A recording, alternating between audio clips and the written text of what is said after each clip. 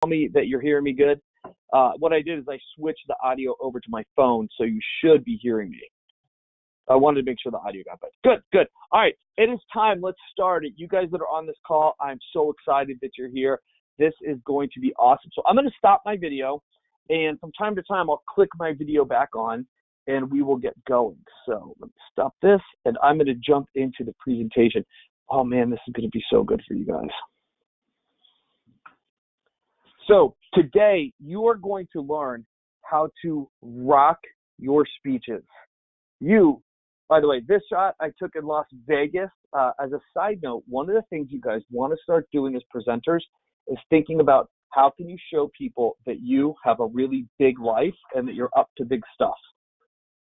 So you're about to discover how I went from making $2,000 in 6 months as a struggling entrepreneur to doing $96,000 in sales in an hour and a half as a speaker. How to have more confidence, how to rock webinars and seminars. You're also going to discover how to be funny, how to create humor, the 5 stages of humor, how to increase your sales, how to get standing ovations, avoid the one mistake that will kill your sales, that will kill your credibility. You're also going to learn the fastest way to grow your business, how to get more speaking engagements, how to position yourself so that you get to socialize and do business with people who are crushing it, how to level up, and much, much more. This is the speaker secret, you guys. This is how to be funny and make money. And I think we can kind of boil it all down to this. Here's people who say no, and here's people who get a lot of no's, and here's people who are not funny speakers. And why do they look like this? Because they're making no sales, nobody buys their offer, they're ineffective coaches, and the people lower right, their love life is sticky. Now, here's people who say yes. Why are they so happy and excited? Because when they say yes and they're funny, they get a lot of yeses back. Through the power and the tools of comedy, they make way more sales. So which one do you want to be? In the first group, or I hope in the second group? That's the way to do it. So funny makes money. People make buying decisions based on emotion. And here's why funny makes money. People make buying decisions based on emotion, and then they back it up with logic. So when you get them laughing, they are emoting, and they will buy more. Also, you'll keep their attention, and you'll keep them in the room. We all met, by and large, most of us met at an event that was just in Washington, D.C. And if you notice, the people who were leading the event were funny. The first person that came out as a professional speaker who spoke around the world, he had laughs and bits that were entertaining every couple of minutes throughout the presentation. And then you'll notice some of the newer speakers just gave content and they didn't get you laughing at all. And that's the difference. Professional speakers, people who sell a lot, people who crush it, they get people laughing. And when they get people laughing, they make way more sales. Funny makes money because you also get to overcome objections, create your own third-party validation, say what you've always wanted to say without getting in trouble, and comedy gives the appearance of being in charge. Also, humor is an essential part of health and success. You know, we've all been through tough times. We've all been through things that are difficult in our life. Laughter is good for the body, and this is really critical right here. When times are their worst or their best, it's your ability to lighten up which will create your greatest success. See, if you have something that is difficult, if you have something that's a challenge, it can either weigh you down or it can be the juice that helps you change the world. So you've gone through some tough stuff and I've gone through some tough stuff. And those tough things that we've experienced are either going to hold us back or they're using the power of comedy and the power of storytelling. We're going to learn how to shift those things so that those become things that empower us and that the stories we can use to empower the people we talk to. And when we empower people that we talk to, we make way more sales, we change lives, we make a difference in the world, we help people, and there's like a deep satisfaction that comes from that. And when you help people get results, you make way more sales. I know I mentioned sales twice. It's because sales are so important. Funny is being creative light on your feet. It is not funny faces, weird outfits, or being weird. Too many new speakers think they have to do something weird to be funny, and it's a huge mistake. Funny is not improvised. It's making the rehearse look improvised. And it's revealing something, not getting something. I'll talk about that more in a minute. So what is the difference between huge sales, no sales, invited back, blacklisted, successful events, snooze fest, standing ovations, people leaving, your biz rocking, or you struggling? The only difference between the two is being funny. You've got to be funny. So what is a funny presentation? How would you know at the end of the day if you were funny or not? How would you know, I did it and I rocked a funny presentation?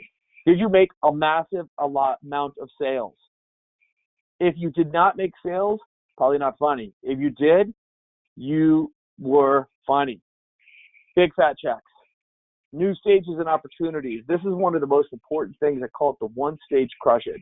If you will crush it on one stage, it will open up multiple other stages for you. In fact, when I first started as a speaker, I crushed it on one stage. I did 90-something thousand in sales. And out of that one stage, I got multiple more opportunities. This lets you be who you want to be. It's an access to a whole new realm of achievers, and you really get to help people. And what's best, when you're a great presenter, it's low or no cost. So what's the best part? You make a difference, and you make a lot of money. What's not a funny presentation? It hurts your sales. You don't get invited back. And worse, the word spreads, and it hurts you from getting other opportunities. Costs more than you make. No impact in the world. So let's talk about how you can get the holy grail of speaking, how to be funny from stage, but on purpose. So before I go on, though, I want to share with you guys why I do what I do. This is why I do my business. I believe that you were born to make a difference. I believe that you have a God-given mission that only you can do, and it can be funded and fulfilled through your business. So I don't know what religion you are. I don't know what sexual orientation you are. I really don't care. I believe, whatever you believe in, I believe you were made with something special to do in the world. I believe there's something burning in your heart you want to bring to the world. I believe maybe it's taking kids to college. Maybe it's building an orphanage. Maybe it's buying a bigger house. Maybe it's buying your dream car. Maybe it's, I've done that. It's cool. Well, maybe it's going on a mission trip. Maybe you have a book you want to write. I believe that there's something that you were made to do that's a big deal, and it can be fulfilled and funded through your business. I believe that with every part of my being. And I believe when you learn to sell big ticket, when you become funny, you become someone new. You become the person you always wanted to be, and you make a bigger impact, and you grow your profits. So also, I want to thank you guys. You showed up. You are here. Our turnout rate was it's actually much higher than typically you would see for a webinar. So kudos to you. If you're listening with someone, give them a high five for me and tell them you're awesome. And if not, give yourself a high five. I just gave myself a high five for you. You guys are awesome for showing up. Thank you for joining today and putting in the work. So let's talk about the challenges today and what's going on with speakers. Now, I want to be clear. I'm talking about speaking, but I'm also talking about presentations in general, if it's a one-to-one sales presentation or a one-to-many presentation. Now, public speaking is the number one fastest way to grow your business, so that's where I'm going to focus. So here's one challenge. Presenters are not entertaining, they're not funny, they're not gripping, and so they're not being invited back. Another challenge is that traditional marketing is dead. What do I mean by that? Unless you have a lot of money and a lot of time to spend a massive amount on ads, it's really difficult to get going. Instead, you've got to use speaking or niched marketing, and you have to be entertaining and engaging. See, audiences are more skeptical today. They've been burned. There's too many people out there that aren't good, and so people are a little more hesitant to buy. So you have to learn how to establish relationships. And one of the best ways to make new relationships is by being funny. I was just talking with a woman who I had coached, and we were talking about the power of comedy. And she looked at me and she goes, you just can't turn down funny. And I said, well, what do you mean by that? And she says, look, if there's someone who's funny, it opens the door to more presentations. It opens the chance to sell more. And in a dating environment, people tend to like funny people. And I think that translates over into sales. So the opportunity for you guys on this webinar, the opportunity is now. And here's why I say this. The fastest way to grow your business is in demand and growing in demand. And public speaking, if you're taking notes, please write this down. The number one fastest way to grow your business is public speaking. Right now, there are thousands of seminars and webinars out there, and they're looking for speakers. You guys, literally, every month, I think it's 7,000 a day of events. Now, not all of those are conferences. Many of them are like a webinar or a podcast or a local Rotary group or a local Chamber of Commerce. But if you're willing to speak, you can do so much marketing, low cost, free, and have huge profit margins. Mostly it's free to speak.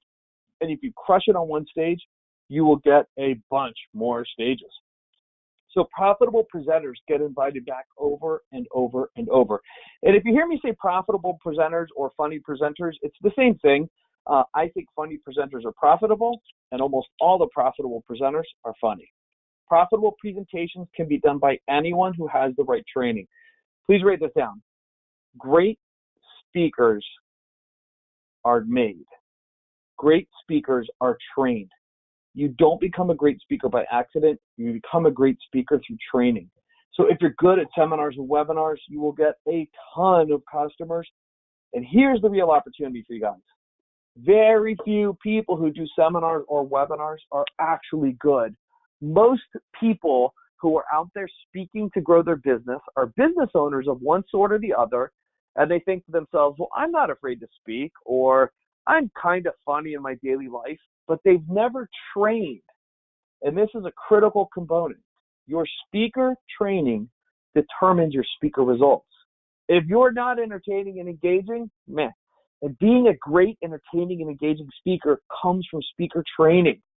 So let's talk about it. And before we go on, because we're going to spend some time together, is it okay if I tell you guys a little bit about me? This was me in Iceland. I had a bucket list check last year. I went to Iceland to see the Northern Lights. Unfortunately, we didn't see the Northern Lights, but I had the trip of a lifetime. It was absolutely amazing. If you guys remember, December of last year, there was this meteor shower, like a huge one. I got to sit in a hot springs on the side of a mountain in the middle of nowhere, Iceland, on the southeast tip of Iceland. And I saw probably 30 meteors go across the sky in a couple of hours. It was like one of those magical nights of my life. On LinkedIn a couple of years ago, I had one of the top 10% most viewed profiles. I was really proud of myself until my friend pointed out that there's 200 million members, so top 20 million. But still, I'll take it. If you look me up on Yelp, I have a bunch, since I screen grabbed this, I really have like 35 five-star reviews from clients, from people I've helped write presentations, from business owners, people I've helped out. I get to do seminars and workshops around the world. A lot of them we host in Las Vegas. Here's one of our classes we taught on presenting. I spoke at Harvard a couple of years ago, and when I was there, I met the most interesting man in the world. My life is pretty blessed, and I'm very happy, but it definitely wasn't always this way. That's me in 2002. Yeah. Now you guys, I can't hear you from here, but I'm sure now you're laughing. Typically when I'm speaking live, I get a lot of laughter here. So how much confidence do you think that guy had? How much do you think that guy was kicking butt in life? Not a lot. So here's what was going on in 2002. I was a realtor and a real estate agent. And by the way, I've seen a lot of speakers out there who are like, they look so chiseled and perfect, like they should be a statue. And that's not me. I didn't grow up like that. I grew up average and insecure. And it really came to a head in my early 30s. And people ask me how I got into speaking. And the way I got into speaking is my life stunk. But I usually use a harsher word than that. And it just was getting worse and worse. And I was looking for a way to change my life. And I was at a real estate club. I was a realtor and a real estate investor. And I'm at this meeting. And these guys were on stage. And they're talking about how much money they'd made. And we're voting on which guy had done the better deal. And I'm looking at these guys. I'm thinking, I'm every bit as smart as they are. I'm every bit as talented as they are. I'm every bit as capable as they are. And I'm making nowhere near as much money as they are. And it was really frustrating. And I want to know, have you guys ever felt that way? Have you ever felt like you were made for more? Have you ever felt like you were made to make a difference? Have you ever felt like there's greatness inside of you that maybe just hasn't come out yet. That's how I felt. And I went to see a guy speak. I went to a real estate conference, and I brought my mom because I wanted to get my mom into real estate investing with me. And we're sitting there, and this guy was talking about how to make more money as a real estate investor, but he didn't talk anything at all about real estate investing. It was all about shifting your subconscious programming. And I thought to myself, this dude is talking to me. This guy is like, I got to go buy this thing. And it was $1,500. And at that point in my life, I had never spent more than like $250 on a seminar or a training. And it was scary, frankly. And, I used to look at people who spent thousands on seminars and I was like, those guys are losers. But meanwhile, I was the broke one. So I stand up to go buy this guy's seminars, $1,500. And my mom grabs my jacket and she sits me back down and she looks at me and she says, "You're not going to buy it, are you?" Now, quick time out. Was my mom trying to hurt me or was my mom trying to help me? She was trying to help me. And the way people think to help someone is to keep them safe by keeping them stuck. But what do we know as people who are making a difference in our lives, by people who are progressing in our lives? What we know is that the way to make a progress in our life is we have to say yes. And if you're taking notes, please write this down. Yes. Y-E-S, yes. Yes is the secret to getting your life going. So my mom grabs my jacket and she says, "You're not going to buy it, are you?" And here's where I learned the power of speaking, you guys. One, I was scared. I'd never spent that much on a seminar before. Two, that was a lot of money to me. So I was kind of freaked out about the money, besides just buying a seminar. And then three, I have my mom, someone I love, saying, "You're not going to do it, are you?" So there's massive resistance. And because the speaker was so masterful at sales, and he was so good at speaking, in the face of all of that resistance and all of that fear and all that concerns about money, I said yes, and I went to the back table and I bought that dude's seminar. And when I went to it, you guys, it changed my life. I felt like I got my dreams back. I got like a fresh restart on life. It was one of the best things I ever did for myself. And I shifted my programming. I'll never forget, it was when the Olympics were in Salt Lake City. On my way home from that event, I got to go to the closing ceremony of the Olympics. It was like a whole new life started. And I think about the guy who was on stage that sold that seminar, and if he had not been masterful at sales, if he had not been masterful at speaking, I would have never bought his seminar and I would have never changed my life. So for you that's listening, if you want to touch people's lives, if you want to make a difference, and if you want to make more sales, you have to be masterful. Now, so I started going to every seminar I could. You guys, I went to every personal development seminar I could find out about. I went to sales seminars. I even took seminars on how to eat with a knife and fork like at business meetings. So I'm going to all these seminars. In the middle of going to all these seminars, my mom calls me up and she goes, "Jase, don't you think you've been to enough seminars?" So I know there's someone on this webinar right now watching me talk about Be Funny, Make Money, who has been spending money on learning how to be an entrepreneur, who's been spending money on growing their speaking career, who's been spending money on sales and marketing training and coaching. And someone in your life is looking at you and they're, here, listen, see if you can hear this. That's me tapping my feet, and their family members tapping their feet and their arms are crossed and they're looking at you and they're saying, "Don't you think you've gone to enough seminars? Don't you think you've spent enough on this dream?" And probably for someone on this call, you're a little worried, like, this thing needs to turn out different. You need to really start popping some cash, or you might have to make another choice, or maybe some people are pressuring you to give up your dream. But I knew I was on the right path in life. I knew I was on the right path, so I kept going to seminars. And this is the crazy part. Within a year and 9 months of the first seminar I attended, I started my own seminar company. I increased my income by 1,000% in 1 year. I started traveling the world. I started making a difference. I started really making a lot of money. And I took my mom on the first class vacation of her life. We went to Mexico, where you pull up and they like greet you with a mimosa at your car. I bought a duplex my mom got to live in for free, and I gave her a little bit of money every month. So after that, my mom would call me, and then she had a new question. Can you guys guess her new question? Yeah. When was your next seminar? So she went from, you're not going to buy it, are you, to, hey, when's your next seminar? And it's because I learned how to make money with it and money from speaking. So what I did, I started a seminar company called Life Tigers, and we would work with people on their subconscious programming. Mostly I worked with real estate investors on teaching them how to sell and how to get through fear and how to change their subconscious programming so they make more money. And Life Tigers really did great. I traveled the world and made a difference. I was on the Daily Buzz, which is like a nationwide TV show. I was in the movie Pass It On with Evander Holyfield and Rudy Rudiger, like Rudy. A lot of today's other leaders. Here's where I hypnotized the guy on the Daily Buzz. I've been on the news nationwide a whole bunch of times. Some of these are Fox 5, Vegas, bunch of places. And then I had my first book come out. I don't know if you've heard of Wayne Dyer or Deepak Chopra or Mark Victor Hansen. And then there's me, Jase Souder. So you can say I'm close to greatness. Yeah, I know. That was lame, but I love that joke. I've been in a bunch of books, and I've written my own books and CDs on the sales and marketing process.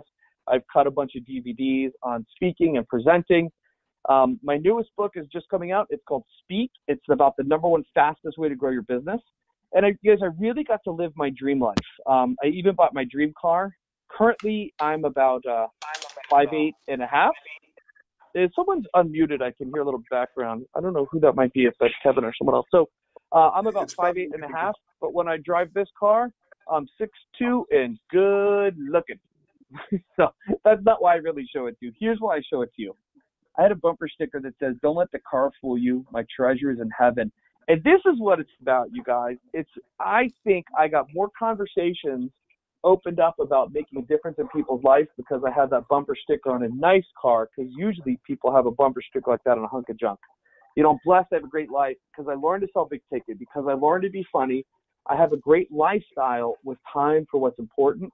So one of the things I love to do is travel. I've traveled all over the world. The lower right, my dad called me up and he said, "Jase," my dad was a fighter pilot in Vietnam, and he said, "Jase, we found the guy who shot me down. Do you want to go with me to meet him?" I said, "Oh my gosh, you guys, is that a once in a lifetime opportunity?" I said, "Yes." Now, question for you. How often do once in a lifetime opportunities come by? Sounds like a simple, easy question, right? Once in a lifetime opportunities come by once when you miss them. But when you capitalize on them, when you do good with once in a lifetime opportunities, you get more once in a lifetime opportunities. So when you say yes to once in a lifetime opportunities, you get more. So, by the way, when I was in Vietnam, I got my bank balance. The exchange rate is something like, 100,000 to 1 or something. But in Vietnam, I have 1 billion Vietnamese dollars. So I'm a Vietnamese billionaire. So I'm also a black belt in Aikido, but don't be too impressed, because more often than not, I look like the guy on your left who's on his back as opposed to the guy on the right. And I get to give back, though. This is the part I really love. I got to go to Nicaragua a few years ago, and we built a retaining wall around a church, and we built a playground for these little kids. And then I went to Ghana, Africa, and we did my favorite part of the trip for Ghana was 2 parts. One, we did entrepreneurship training for these villages, and we told them how to take these peppers that maybe they could sell this giant bushel of peppers for $7 American, or they could turn it into hot sauce and sell 10 pots of hot sauce instead of 1 bushel. And each pot of hot sauce they could sell for $7. So they'd make $70 out of the same amount of peppers instead of 7. So, and I think that's really what we can all do. When we learn how to use our gifts better, we make a lot more with our gifts. So I'm blessed by God to be used to make a difference. And I really see my seminars as making a difference. We touch people's lives, we change people's lives, and we have a lot of fun along the way. So the next part of my journey began when I was real new and I was speaking, and I was training with another speaker, and we were in Miami, Florida, and I saw this guy who was working for Crush It. He did like hundreds of thousands of sales in an hour. And I was like, that's cool. I want to do that. And then I stayed and I'm watching the next speaker, and the next speaker had better information, but he bombed. And so the first guy had good content. The audience was laughing and crying, standing ovation, hundreds of thousands of dollars in sales. The second speaker was amazing content, but the audience was going to sleep because he was boring. He didn't get them laughing or crying. He just stood still, no voice inflection, nothing exciting. People were falling asleep. People were leaving, and he made no sales. And I realized the difference between these two is that the first speaker was funny, engaging, and entertaining, and the second speaker was boring. And I thought to myself, if I'm going to stick around, I need to learn how to be funny. I got to learn the tools of comedy. If I want to be successful, I better be funny. And if you're taking notes, you need to learn to be funny. So I went and searched for the answer. I took on a journey to discover the holy grail of speaking. So one of the things I did, I actually became a stage hypnotist, and I started performing a comedy hypnosis show around the world. So here I am at America West. Their airlines had a reunion for their employees. I'm performing here in Phoenix, and I've performed worldwide. I even performed in England, which was really fun. And I learned how to be funny and to do monologues and to deal with what came up and make it funny, because you guys, things can go way wrong or way right when you're doing a comedy hypnosis show. I had to feed off of what the people in the audience did, and then also what the people on stage did. So I had to use the tools of improv to be funny. Then the other thing I did is I met a guy named Kevin Burke, and Kevin is unbelievably great. He was on the Oprah Winfrey Show. He was on Defending the Caveman. Kevin was the Las Vegas Entertainer of the Year. Kevin also was Caveman made, by the way, Caveman did $10.5 million in Las Vegas. Kevin was he won ABC TV's America's Funniest People. He went to the Players Workshop for Second City, and there's some other grads there like Shelley Long, who was on Cheers, and oh my gosh, I always forget her name, but she's been in, I love Parks and Rec, when she was on. And then also Tina Fey, and just awesome comedians. So Kevin is trained at the same place that these people have trained, and he's brilliant. He has the world's record, the Guinness Book of World Record for the most performances over a certain time frame. He did the longest running one-man theatrical production in Las Vegas, and he's absolutely just amazing. So I'm so excited to welcome him to the call, because through Kevin, we've teamed up to help me and you learn how to take comedy and speaking to the whole next level. Kevin, are you there with us? Can you hear me? Yes, I am. How you doing? Can you hear me? Yeah, you're perfect. Hear you great. Fantastic. Yeah. We are going to be rocking the comedy world and unlocking the inner humorist that is in everyone. I like that. By the way, Kevin, so we were just this was so cool as a testament to our what we're doing with people in Kevin's training. We were just at a sponsorship, and they did a thing where people had to do like a 1-minute speech, and then people would get graded on their speech. Kevin, do you want to tell them what that person got who you worked with? Sure. It was really cool. I worked with a woman named Bernadette, and we did a 5-minute session sitting down and brainstorming. We changed one line in her 60-second pitch. That's it, one line. And the person who was reputed to be the toughest judge of all the judges gave Bernadette all 9s and 10s on her scores and gave her a 9 overall. Isn't that awesome? So I'm thinking, man, if Kevin works with her for 5 minutes and she gets all 9s, what would it be like if Kevin worked with her for a few days? So this is Kevin, and so you can see in the middle of this picture, there's Kevin looking up with his glasses on. Kevin, why were we standing in a pool to take this picture? Because I thought it would be fun. Which is one of the things I love, is Kevin makes things more fun, and I like to have fun as well. So this was one of our advanced trainings, intimate trainings we did, and we had a bunch of people there to work on their humor and delivery and being really dynamic on stage. So now we're doing smaller events in Vegas. We keep them like 30, 40 people max, because we do a lot of improv and a lot of one-on-one work. So we can't have these huge events. We've got to keep it more intimate. And so here's one of our events.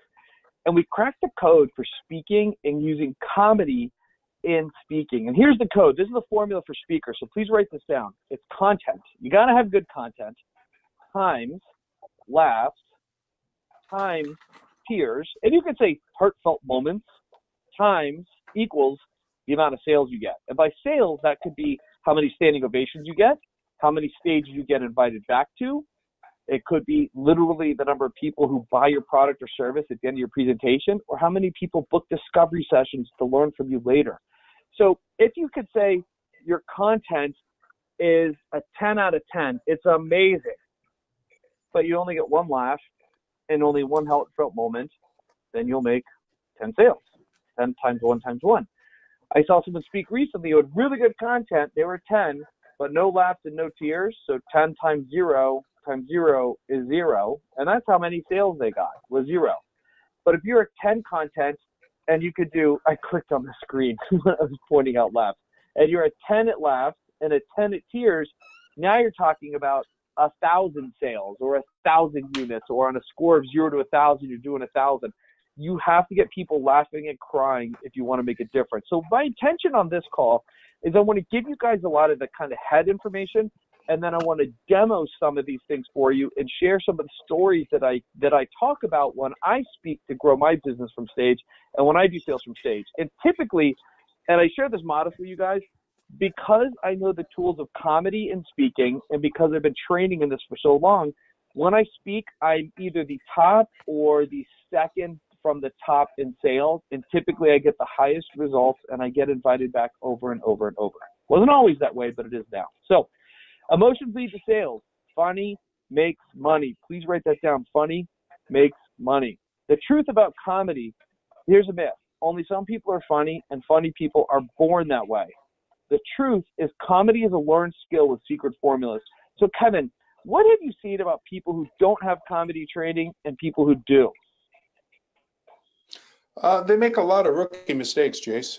There are ways to structure a little piece of humor and ways to structure things that are funny that will increase the joke's likelihood of landing with the audience from 40% to 90%.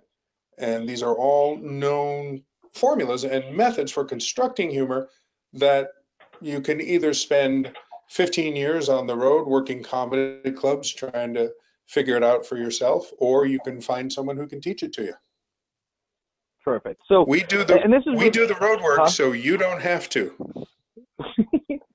And by the way, I just want to be a quick caveat for the audience. Kevin and I are going to use the word jokes a lot because that's just kind of how people reference funny moments. When you're speaking, though, you're not going to tell jokes for the sake of telling jokes. You're going to have a point and an intention. A better word might be humor points. It's just kind of awkward to say humor points.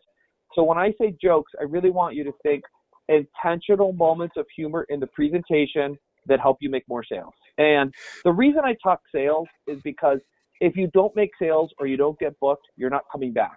And now, for me, sales is secondary. I want to make a difference in the world, but I found I'm a lot easier to make a difference when I make sales. So I've talked about this being funny, and now let's talk about the power of improv. Because Kevin, can you tell them a little bit about your background in improv, Second City, what else you've done, and then what you've learned through improv? Sure. I am a graduate of the Players Workshop of the Second City, which is the original improv training school here in the US. And once I finished it, I enjoyed it so much, I went back through the teacher's track. So I learned how to teach it uh, as well as how to perform it. And improv, I, I can't even begin to tell you how wonderful it is to have this particular skill set. The show that I do is called Defending the Caveman.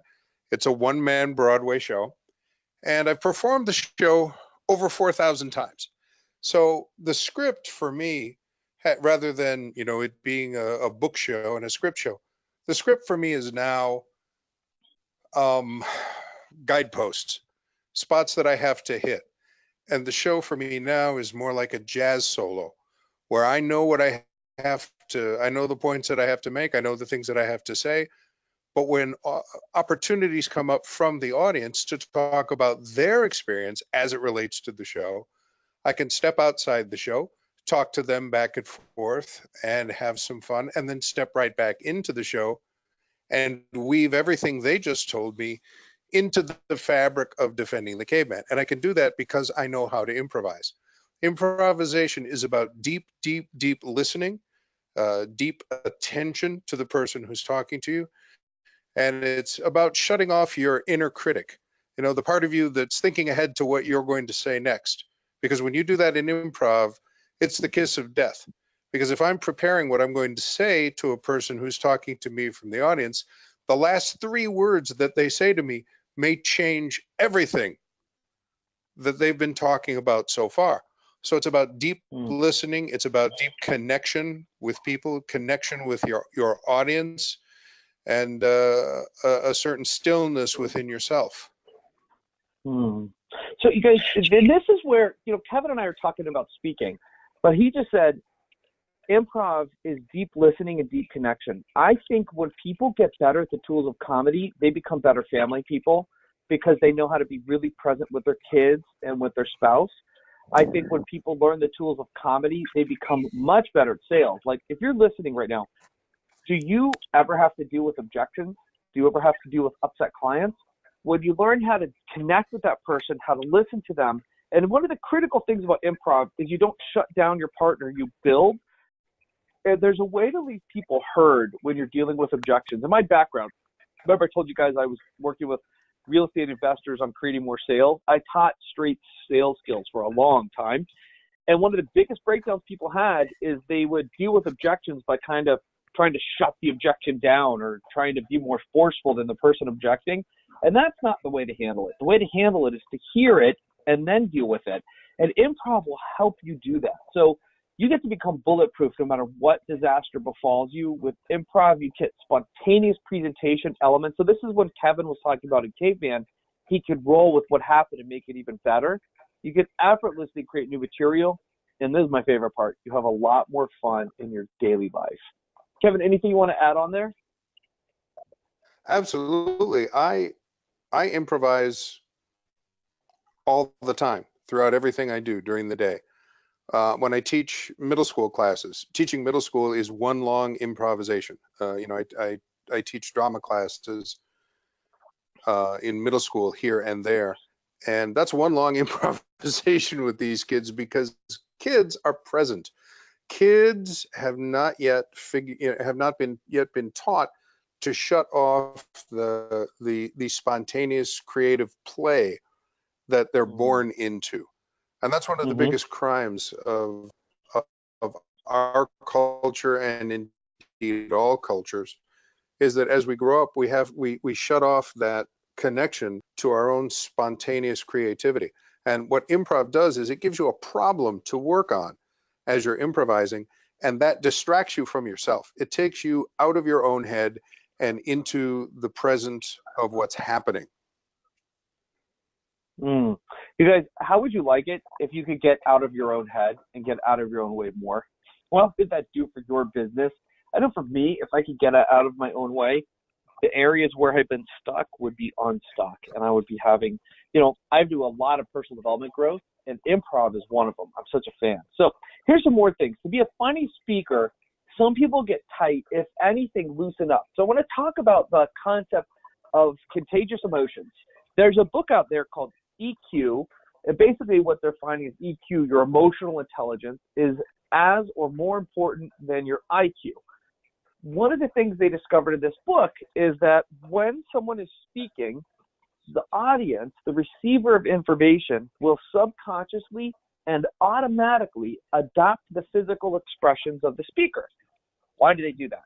Well, when you adopt someone's physical expressions, you can begin to understand their emotional state. And so the theory is that we adopt people's physical stance in order to understand their emotional state so we can get the richness of the communication. All right, that's all well and good. How does it pertain to you as speakers? In other words, emotions are contagious. And the way I put it is, what's in you is expanded on stage. So if you take the stage and you're nervous, the audience will feel nervous.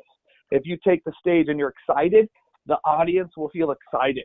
If you take the stage and you're confident and you make an offer, the audience will say yes to your offer because they feel confident about your offer. And it's not that what you said was so great, it's that your emotional state was great. So when you learn to be funny, you learn to loosen up, because if you try and tell a joke or a humor point, you're really tight, it just doesn't flow. So you got to loosen up. So here's the formula for profitable presentation. It's great script plus great delivery plus a great you. So if you want to be a profitable presenter, great speakers never wing it. If you want to be a profitable presenter, you got to have great script. Because if the scripting is off, nothing works. If your scripting is great, but your delivery stinks, then people will go to sleep. They won't listen. If your scripting is great and your delivery is great, but your mindset is off, then you'll sabotage subconsciously. So the three things you've got to have going is great script, great delivery, and a great you. And I'm going to answer this question. Most questions I'll hold till later, but this was such a good one. And I think this is Patrick asking this question. What is the difference between improv and winging it? Kevin, I have an answer, but do you want to give yours? Sure. Improv has structure. Improv is based off of what in an improv scene, it's based on what your partner gives to you. In a situation where you're making a presentation, it's based off what your audience gives to you. A speech is not one-way communication. Nobody wants to be talked at. They want to be talked to. And it's two-way communication, whether the audience is saying anything or not. You have to be able to pay attention to what they're doing, what they're thinking, how they're reacting to what you say. For example, if you talk about how, as a young person, you loved skydiving, you may see one person in the audience nod their head and go, "Oh, yeah." Well, improv gives you the ability to break out of the structure of what you're saying and talk to that person for a moment. What is it? You skydiver? What do you love about skydiving? It's, for me, it's the most powerful laxative you can buy without prescription, but I still love it. And improv gives you the freedom to clear your own head and go wherever the audience wants to take you. Yes. And so, Kevin, what you said that I love there is structure. Yes. Oh, sorry. There was a pause in the phone. Go ahead. Yeah. I beg your pardon. Improv gives you an open mind and an open heart, and that enables you to walk out on stage and open the minds and hearts of the people in the audience. Oh, can you say that one more time? I've never heard you say that, and that was beautiful. Sure. Improv gives you an open mind and an open heart, and it enables you to walk out into your presentation and open the minds and hearts of the people you're speaking for. Oh my gosh, that's beautiful. So here I'll explain the rest. What's the difference between that and wigging it? I was in Atlanta 5 years ago. A woman hired me to write a presentation with her, and we spent 2 days at her house, 12 hours a day, writing and practicing this presentation. And the second evening, she was going to do a presentation for this tech expo. And right before she got on stage, she was nervous. And instead of using what we wrote and going with the structure we had for a presentation, she says, "I'm just going to wing it." And she completely bombed.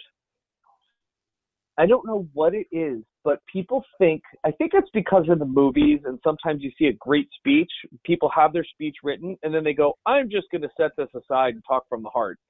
And so maybe people buy into, oh, talking from the heart comes from setting your planned speech aside. You guys, it's such that is such a mistake. If you want to come from the heart, you've got to know and memorize and rehearse your speech.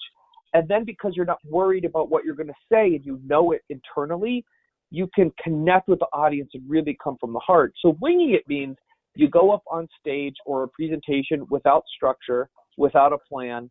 And in a moment, I'm going to talk about having a structure for your presentation. So I'm not going to go too much into it right now, but you're going to be going up unstructured. Winging it means you didn't plan and rehearse. And the way I can put it to you guys is this.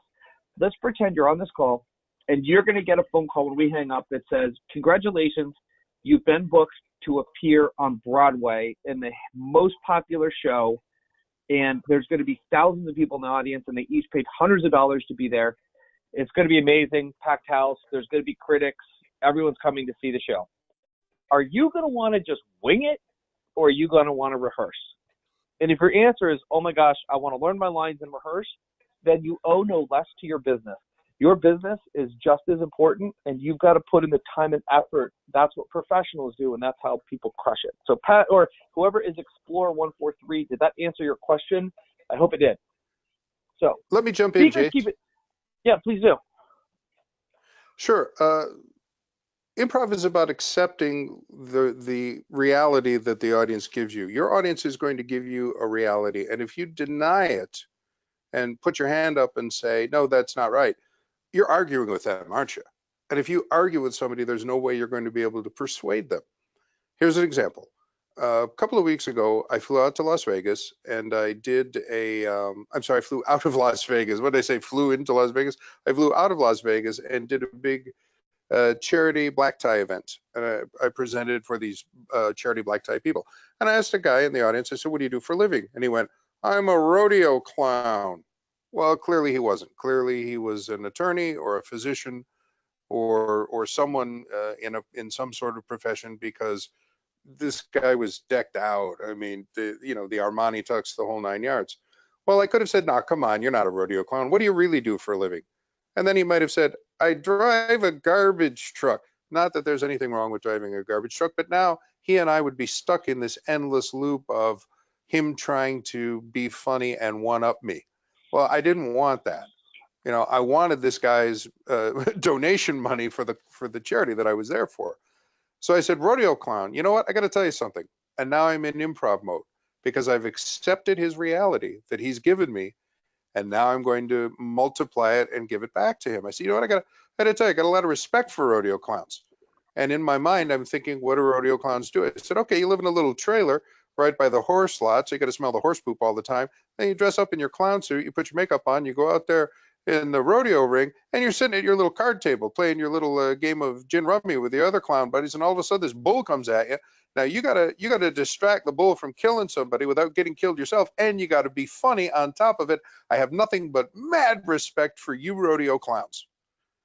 Now that was just me verbally vomiting up everything I could think of in the moment about rodeo clowns, but I was able to do it because I didn't deny his reality. I just accepted it and went with it.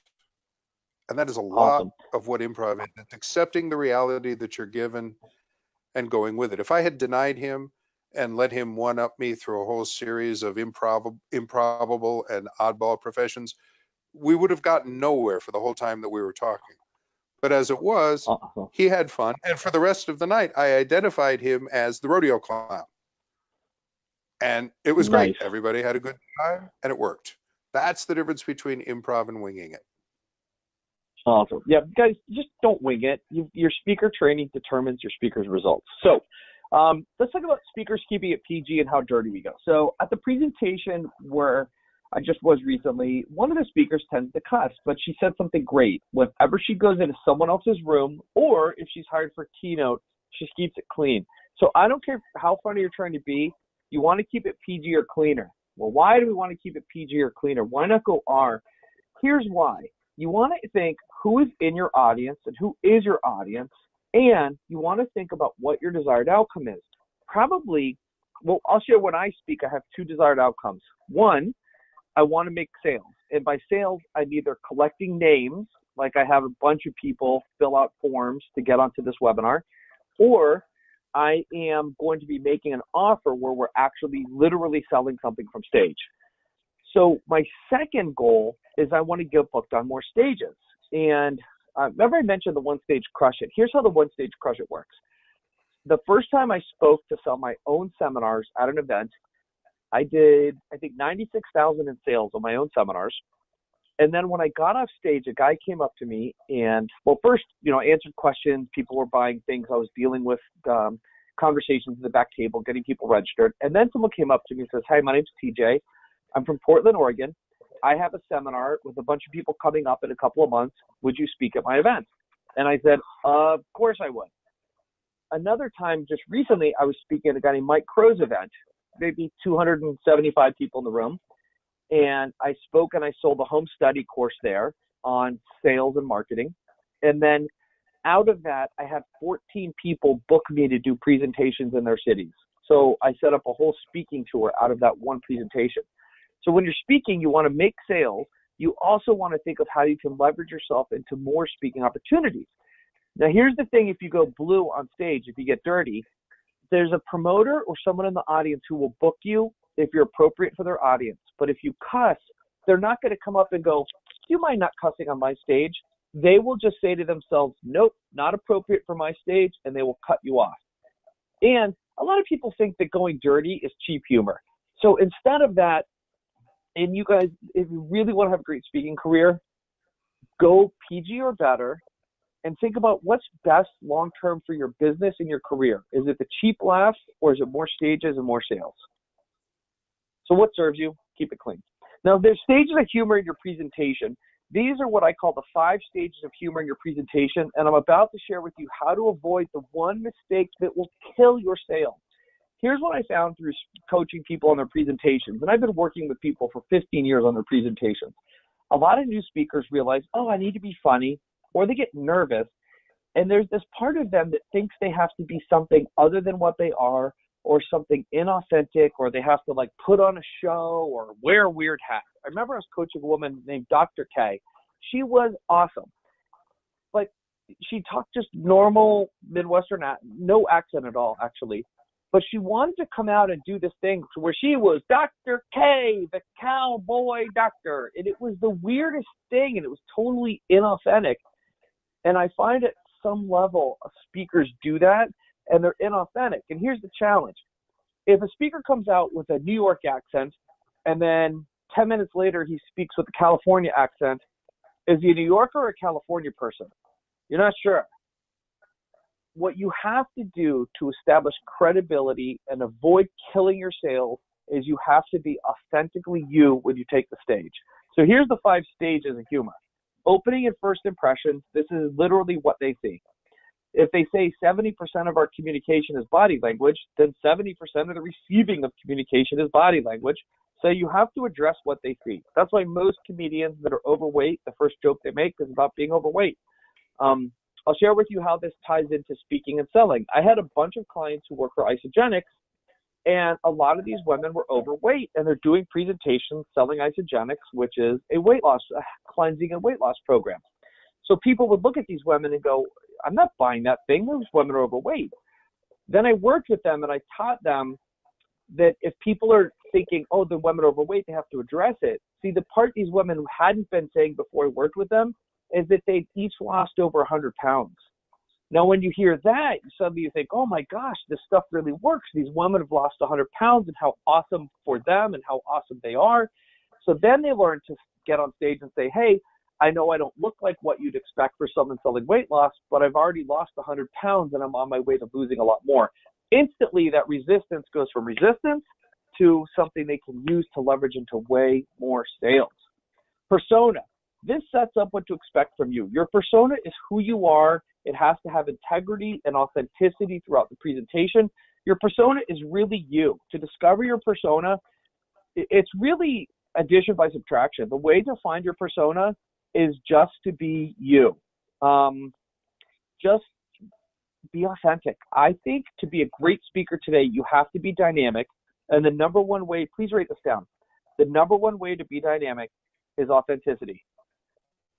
The number one way to be dynamic is authenticity. And so when you take the stage, you have to authentically be you. Can I jump in there, Jase? Yeah.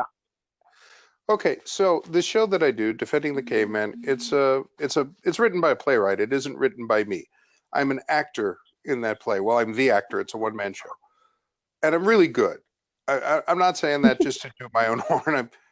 I'm really good. My producers have made buckets of money off of what I do, but my son and I were taking a driving trip of the Southwest, and we stopped. Our first stop was the Grand Canyon, and he had his back to the Grand Canyon, and he was trying to get a signal on his cell phone so he could text some friends. I have no idea what he wanted to text, but I looked at that, his back to the Grand Canyon, his phone in his hand, And my instinct as a father was to go, what are you doing? Put the phone away, turn around and look at God's majesty. It's right there. It's behind you. Come on now. But I didn't. I took an improv approach to the situation, and I took a photograph of my son with his phone in his hand, ignoring the Grand Canyon. So as we, and by the way, if you want to see the results, go on Instagram, go to Bored Kid Ignores. And there's a whole series of pictures of Griffin ignoring all these great natural wonders and man-made sites all across the Southwest. But I accepted that because of my improv nature, and I made it into something fun and funny that he and I did together, and it became a little project that we worked on as we drove across the Southwest. Then I took all of that and used that as the centerpiece of a show that I wrote about being a dad. And I performed this show at a fringe festival in Indianapolis, and it went very, very well. The show was really good as far as I'm concerned. But the most important evidence that it did its job is that I tripled my investment. I tripled the investment that I made on, into entering and producing this show. But I did that. It all went back to that one authentic moment when I chose to find humor and fun in what my son was doing rather than struggling against it and being a parent going, put your phone away.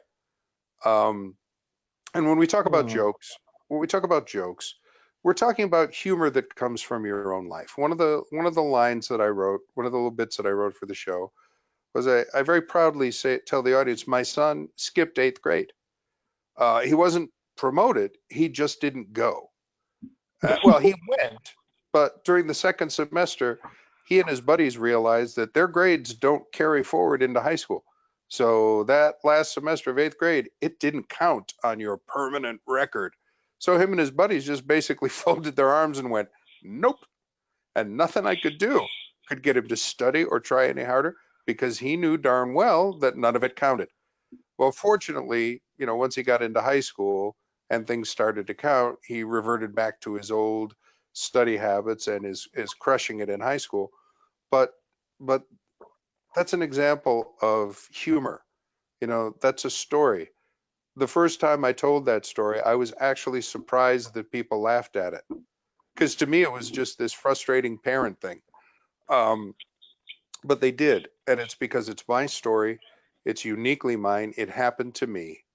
And that's what we're talking Mm. about is bringing out the humor out of your lives and the things that have happened to you that you may not even think are funny. So that's what Awesome. we mean when we say jokes and humor. We don't That's mean, cool. two guys walk into a bar. We mean, here's a story from my life. And when you tell it, the story is funny, not Mm. the joke. Yep. And you guys, we're going to talk about the context for humor points in a moment. So, what's really cool, by the way, Kevin, our attendee numbers are going up during this webinar. So kudos to you guys for getting value out of this. Maybe you're sharing it or people are tuning in, but we actually have more people on now than we did 45 minutes ago. So, okay, step one, Well, opening up too first bad. You impressions. 45 Step minutes. You people two, who worked 45 minutes ago. We completely revealed the secret to making $1 million by 1 p.m. tomorrow. Dang, you should have been here on time. I'm glad they showed up. I'm glad they're here. So, Me too. characters. Here's so many of you speakers who are like high I's or kind of more passionate type people. You're going to love to learn the power of comedy to use characters.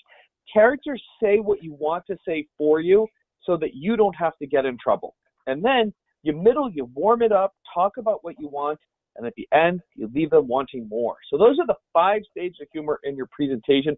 Most important out of those 5 to me is your persona, but really you need all 5 or you risk losing your audience. So now let's talk about the financial planner who cared. And when Kevin's talking about stories, we want to have stories that make a point. So I worked with a financial planner who he was speaking and he thought he had to be like, my name is Eric and I am a speaker and look at how great I am. And he thought he had to be so formal with his audience. But really, he had this beautiful heart for people. He was like, oh my gosh, I don't want to see people lose their money because he had lost a lot of money. So before I worked with this guy, he did a presentation. He actually had 2 luncheons. You know, financial planners can like host a luncheon and then they book one-on-one appointments. Out of that, they had one person book a one-on-one appointment with him. 1 out of 51. So 2% close rate. That was it. Then I started working with him, and we did a couple of things. One is we got him to be authentic on stage. The second is we wrote in the right place, and I'll tell you about that in a moment. And the third part is we came up with stories and humor points that had people bond with him. So let me tell you what I mean. First thing we did was we got him to quit being a speaker on stage, to be authentic, and to just share from the heart, here's what I believe in, and here's how much I want to help you, and here's why I want to help you, because I know what it's like to lose my money. See, when the recession hit, he lost like half his money. So before, he did about 1 out of 51. His next stage is he does 21 out of 81. So then we start working together, and we wrote in the right place. And here's what that means. All of you have a happy place. And what I want you to start doing is, if you love going to the beach, go to the beach and practice your presentation. Or imagine you're on the beach at minimum. Eric loved the spa. So we would literally go to the spa and write his presentation and practice his presentation, so that when he would deliver it at the luncheon, emotionally, he's at the spa. And how do you want your financial planner to be? All uptight or relaxed and confident? So he's relaxed and confident. And then the third thing we did was we wrote stories that helped him sell. So a humor point we wrote for Eric, when he said this from stage, the audience would lose it. He'd say, I know what it's like to lose money. When the recession hit, I lost half of my money, but my financial planner said, don't worry about it. It's just a paper loss. So when Eric shares that from stage, the whole audience is laughing, and they're like, yeah, that's what my financial planner said too. It's just a paper loss. So he instantly bonds with them. So he went to a 25% close rate to a 75% close rate. His last presentation, he did 100% close rate. This is what you guys can do when you learn how to have the structure and the tools of comedy. So let's now talk about sharing tough stories. So I'm about to demo for you guys a tough story. Now, the reason I share this is multifold. One, I want to inspire people to take their life on, because I like to inspire people to take their life on. Like, it's a part of my DNA. The second reason is, when you're speaking, you've got to get people to take action and to say yes. See, people have been programmed to say no, people have been programmed to wait, and people have been programmed to put their life on hold. And if you want to make sales, or you want them to book appointments with you, you have to be an inspirational speaker. So this is a story I've started telling, and it's true. And by the way, as far as I know, all my stories are true. So here's the story I tell. I was speaking at an event, and it went amazing, and I got a call, and the person on the other line said, do you know Napa? I said, yeah, Napa's my dog. And they said, he's at the vet. I said, he's at the vet? Why is he at the vet? They said he was in a car accident. Car accident? What happened? Who was driving? They said, we don't know who it was. She went to the hospital. She's probably fine. I said, oh, but thank God. So I figure it's Jenny. And I start calling around, and I find out that Jenny had a seizure, and that's my truck that she was driving, and she hit a pole going about 45 miles an hour. She had a seizure. And, but she was supposed to be fine. An hour and a half later, I got another phone call, and it was the vet, and they said, your dog's lungs are filling up with fluid. He needs to go get an oxygen tank, or he won't make it overnight. And 5 minutes later, I got another call that said, Jenny's in the hospital. They might amputate her leg. And I said, holy crap, I got to go to Vegas. I was in Texas. I wasn't going to go back until I heard all that. I was like, I'm going back. By the way, I got to give a shout out to Southwest. I called them with an hour's notice before my flight. I said, I got to get on this flight. I told them why. They got me a seat. They paid someone to give up their seat. They put me on the airplane. They were amazing. So anyway, I go to Vegas, and we got Napa taken care of. We got Jenny taken care of. They saved her leg. She's had multiple surgeries since then. But this was Napa when I visited him that night in the hospital. And this was Jenny in the hospital. And here's what happened in my heart. I quit making excuses, and I quit waiting. See, I had been thinking about doing some business trainings. I'd been thinking about investing in a podcast and forwarding my life and buying some things for my business, but I hadn't been doing it. I had been putting things on hold. And I realized I don't know how long I have. You guys don't know how long you have. We don't know how long we have. It is time. We have got to go. So I invested that year. I enrolled in a 1-year leadership program, a 1-year business coaching program. My business tripled. My hardest year became my best year ever. You guys, it doesn't show it on this slide, but I spent over $40,000 on coaching that year. And then my business tripled. And my hardest year became my best year ever. Okay, scene. Let me step out of that moment. So you see what I did through that story? I'm sharing, by the way, you have to tell the truth from stage. You cannot embellish. You have got to tell the truth. So what I did is I shared a story, and hopefully something in your heart stirred when you saw those pictures, and something in your heart said, oh my gosh, I don't know how long I have. And see, when you're speaking, your audience has objections to buying. And if you don't teach your audience how to overcome the objections, they won't buy. So part of your humor and what you're going to do to develop content, and this is something we do at our speakers comedy camp, we help you determine what are the objections people give you, and then what stories can you tell that overcome those objections. See, the power of comedy isn't just getting people laughing, it's getting people moving emotionally, because when you get them moving emotion, you get the emotion moving, then you get them into motion, you get their heart moving, that gets their head moving, and that gets their body moving, and that gets their pocketbook moving, and that gets your sales moving. So I tell this story because I want to move my audience so that they'll buy my stuff. And a lot of them have never spent, if I'm selling like a 5-figure coaching program, they've probably never spent 5 figures. So when I show them I spent $40,000 and my business tripled, suddenly it makes it a lot easier for them to start to spend 10, 20, 30, whatever it is they want to spend, so that they can get a tripling of their business. Kevin, anything you want to add on that, or should I keep rolling? No, I agree completely.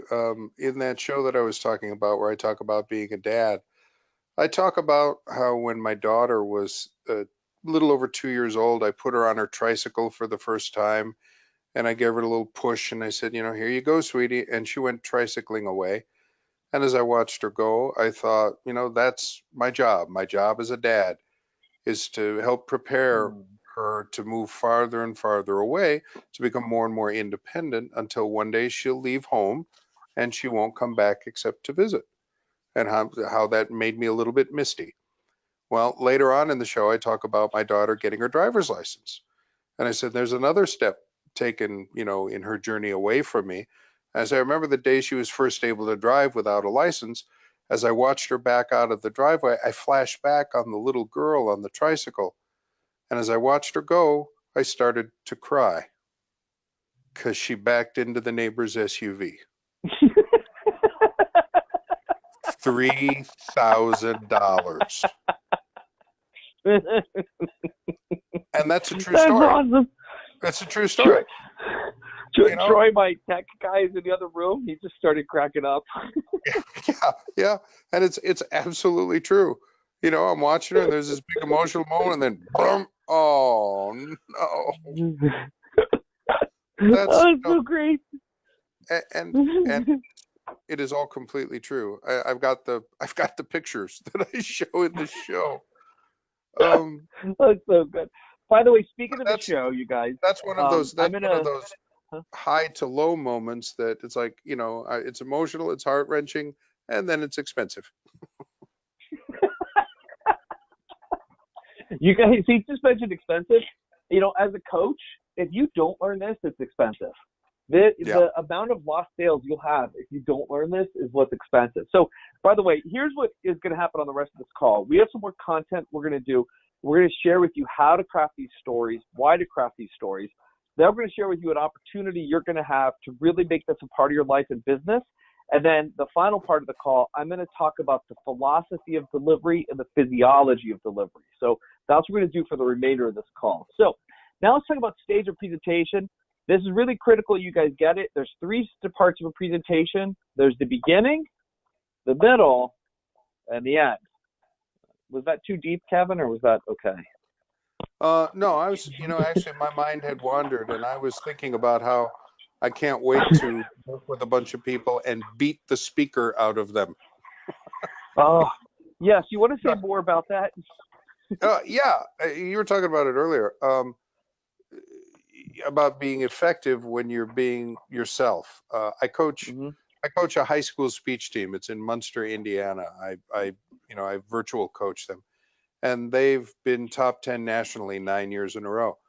And 90% I do of what I do with these kids and what I do with speakers is getting them to stop being speakers and just become people who talk to us and tell us stories.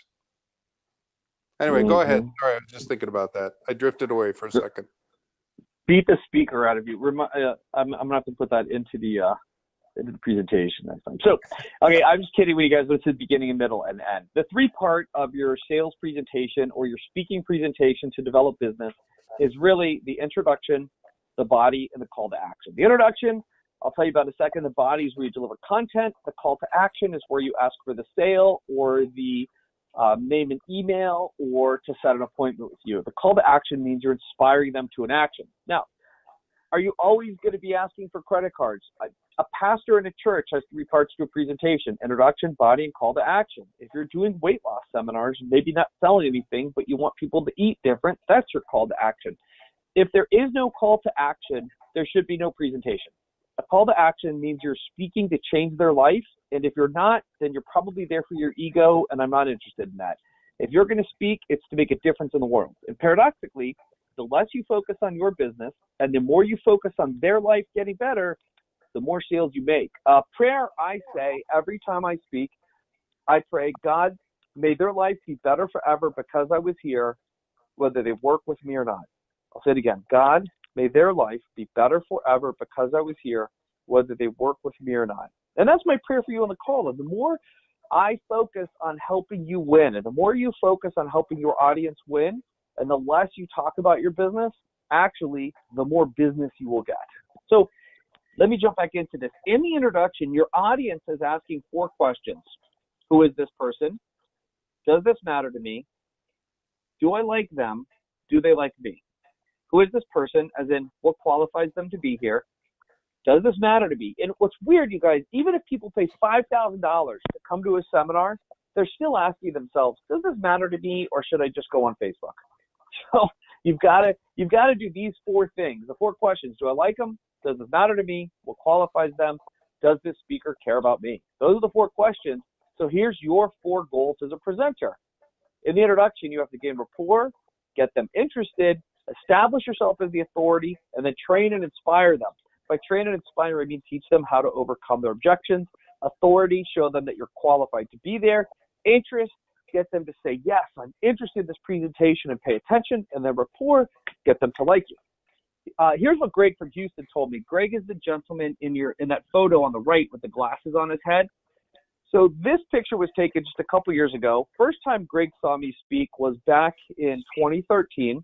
And when he hired me to come do this speaking gig that you see in this picture right here, Greg and I were talking about when we first met. And he said that the first time he saw me speak, he leaned over his business manager, the person on my right, your left. Greg leaned over his business manager 10 minutes into my presentation, and he said to him, whatever this guy is selling, we're buying. How would you guys like it if whatever you were selling, people determined they were going to buy within the first 10 minutes of your presentation? And you can do that when you do these 4 things, when you get rapport, interest, authority, and train and inspire the audience. So what's the best, fastest way to do it? Have a killer introduction, but also be humorous. Know how to tell stories that touch the heart. That's what you've got to do. Now, humor also is good for you. Humor is good for your health. It's an essential part of health and success. It's good for your body. And when the times are their worst or their best, if you have something that's troubling you, if you can laugh at it, it loses its power. Anything you can laugh at loses its power. That's why if you're dating, you never laugh when the dude is naked. I don't know. Is that joke okay to say nowadays? Was that over the edge, Kevin? Was that too much? Or was that PG? I have no idea. I have no opinion on that. I'm staying completely neutral on that one. How do you like that? I just don't want. Okay, so what else is good? Humor is good for you because you have fun. It feels great. And this is my favorite part. Your audience has a life and you're making it better. You guys, when you learn how to crush a presentation, people will come up to you and say, oh my gosh, you've changed my life, and it's so rewarding. So this is Chad Hatt. Chad owns, it's going from $8 to a $10 million company, and he sends his people to train with me. He said our company is 400 presentations a year. We realized we weren't converting, so we attended Jase's seminar. We learned the right mindset for speaking, delivery, how to connect with the audience. And by mastering these things, our business will be taken to a whole new level. So this is what he said at the seminar. I texted Chad a year later. I said, hey, what are your numbers? He said, let me look. 12.3% increase in sales, added $38,000 of gross monthly revenue, an annual increase of 48 presentations. Not too shabby, huh? Now, your business may not be that big. If you're brand new, what can additional 48 presentations a year do for you? If you're already doing presentations, what can additional 12.3% increase in income mean for you? And frankly, if you're smaller, it's easier to get it faster. He was already a big company when he did that. This is Nick James. He's the Internet Marketing Training Club. Big-time internet marketer, does a lot of copywriting. Nick said I helped him with his marketing message for his latest project and latest product. So far, we're seeing the highest double-digit conversion rates we've ever had. And if you know the digital marketing world, that's really good return. Said he's given us insights, tips, and suggestions we never considered before.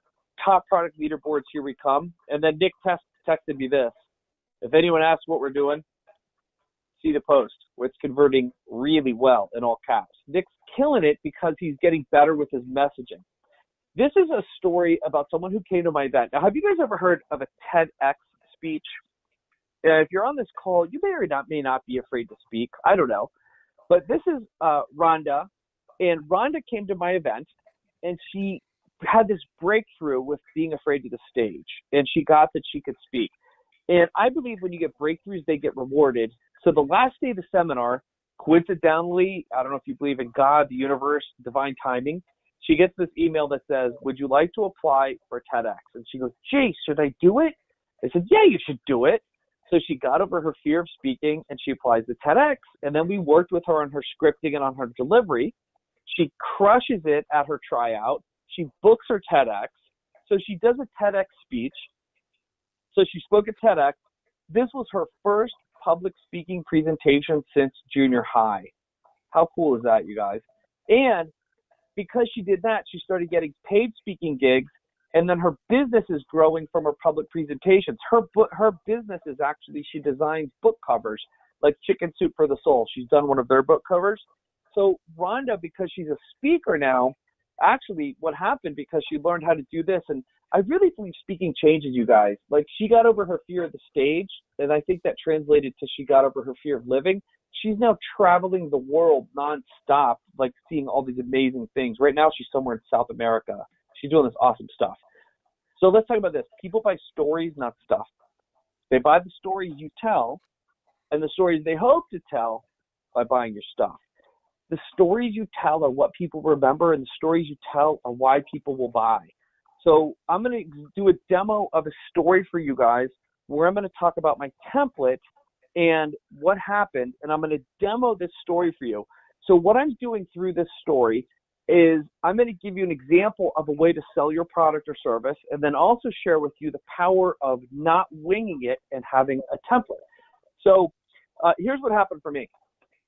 I went through some really, really rough times as a speaker. When I first started, I told you guys I did like 90-something thousand the first time I sold my own seminars. The first time I spoke on behalf of someone else, I did 96,000 in sales in 90 minutes. But the truth is, I didn't know what I was doing. My training literally consisted of someone going, go speak. Like, that was it. They wouldn't even give me a script or anything. And I had no idea the structure. I had no idea the timing, the mindset, the physics. I didn't know what I was doing. I would just hope and pray that I was on fire enough. And if like I was on fire and divine stuff came together, that I would crush the sales. And so sometimes I did close to six figures, and then other times I goose egged. But the truth is, when I goose egged, I didn't just not make money, I lost money, because my business model at the time is I would pay for my own travel to go to these different speaking gigs. So it was really painful for me to go through all of this. So finally, I just got sick of it. And it was like this roller coaster ride of not knowing what would happen, and I couldn't depend on it. And so sometimes I'd have a ton of money, and sometimes I'd have no money. And so finally, I was creating the sales and marketing CDs and DVDs I showed you earlier, and I was editing those and writing it. And so I was really immersed in the sales process, and I was studying a bunch about social psychology. And I started binging on all these different TED Talks. And I just felt like a divine spark. Something said, Jase, create a template. And so I sat down and applied all these sales thoughts and all this sales learning. And I said, okay, what am I doing and saying when I rock a presentation, I get a standing ovation, and I make tons of sales? And what am I not doing when I bomb? What's going on when I bomb a presentation? And what am I leaving out that's having me bomb instead of rock? And so I created a template. Oh, let me tell you about this one time before I created the template. I spoke at an event. It was a guy named Scott's event, and I'd flown across country, paid my own dime to be there. And I spoke, and I goose egged, and I sold nothing. And Scott sent his assistant to take me to dinner, and I'm thinking, maybe his assistant's going to give me like a pep talk. His assistant's going to, like say, hey, come on, pull it together. We believe in you. And so we sit down for dinner. His assistant looks at me, and he says, Jase, we'd like to invite you not to come back. Oh, I thought to myself, that is the world's worst pep talk. How would you guys have felt in that moment when you have this career you want, and they look at you and said, we'd like to invite you not to come back? It really stung, you guys. It hurt so much. So finally got sick of that. I created that template. So now I meet a guy named Mike Crow. And Mike says, listen, I have a big event coming up in February, but I'll let you speak to a smaller group in November. You got to pay your own travel. It'll be like a tryout, and let's see how you do. So I said, all right. So I remember I created a template by now. So I use my template. I script out my presentation. I put everything together. I follow the steps, because there's a ton. Because if you haven't studied speaking and selling from stage, there is so much psychology in it. It's ridiculous. So I figured out the triggers that need to be in place and then the order they need to show up to make sales from a presentation. So I speak at Mike's thing. I use my template. I use a system for success. And at the end of my presentation, Mike comes over and Mike said you can't sell. And Mike was like really adamant, you can't sell your stuff. So at the end of my presentation, Mike comes over and he whispers in my ear, let's sell your stuff. And I go, Mike, I thought we weren't allowed to sell. And he goes, you killed it. Let's sell your stuff. We'll give these people a discount and you can sell on my main stage in February. I'm like, this is amazing. So we sold my stuff. You guys, that one presentation, I did more revenue in one day than I had done 25% of my previous year put together. So in other words, from following a system for success with speaking, I did 25% of my previous year's revenue in one day. So at the end of my presentation, everybody's gone, we've sold the stuff, everybody leaves, and Mike and I sit down, and Mike looks at me and Mike says, I'd like to invite you. And I'm like, wait, that other guy said the same thing. I thought I did good. What's going to happen? And then Mike goes, I'd like to invite you to come back and speak to my group 4 times a year. I'll pay you monthly to do it, and you can sell your stuff every time you speak. That conversation with Mike happened in November 2012. 6 years later, I'm still speaking with Mike's group. And one of the people that asked the question on this webinar came through meeting I met through Mike's group. So 6 years later, it's paying off. And this is what's important, you guys. I'm not special. The system is special. When you follow a template for success, you will have success. So I created a video training on this and a template that people can follow to get the deal closed, be confident, use all over the place. So I was speaking at a little event here in Vegas, and I met a woman who had a speaking gig the next morning, and she's like, I don't know what to do. I don't know what to speak about. I had her watch my system. I had her watch the videos. I had her fill out the template. And, oh, by the way, this was me on Mike's big stage. On this big stage in February, I spoke, I sold there, and I did 50% of previous year's revenue in one day. So I'm not special. The system is special. So there's Alicia. I gave her my template. She says, I used your template. I rewrote my approach. I felt total confidence in my new content. I had people handing me their business cards, asking to work with me, coming off stage, and I booked 3 appointments on the spot. How would you guys like it if people were literally seeking you out, handing you their business cards, asking to work with you? You could do it, and I'm going to tell you a little bit how you can get this training for free. This is a big ticket sales template. Now, the training we were at, this is not a template where you use my words. This is a template that is a framework where you put your words in it, so it's your presentation. This is what I do for my high-level clients, you guys. I just had a company hired me to write a webinar for them. They have a 20 million person fan base. Contractually, I can't say who it is, but like this is the system I use to help people like that make massive sales. It will definitely work for your size company. So I want to talk about magic real quick. Why is magic important? What I have found as I've been meeting speakers, the top speakers in the world who make sales from stage all have a background in magic. And now that doesn't mean that they do magic tricks on stage, but it means they know how to use magic and they practice magic. And I think the reason it makes them great is because it gets people's attention, it excites the imagination, and it creates awe. When you learn how to pull a trick, you're doing something with your hands and your body while you're talking. And I think that practice can make you into a super dynamic performer.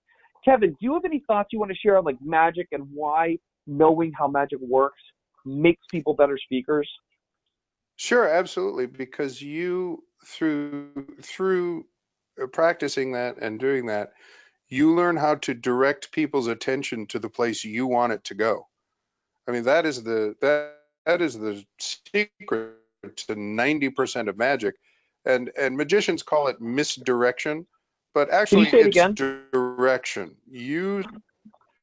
Yeah, it's magicians call it misdirection, but in fact it's direction. You direct people's attention where you want it to go, and that may not necessarily be where they want it to go at the moment, but in order to make this performance or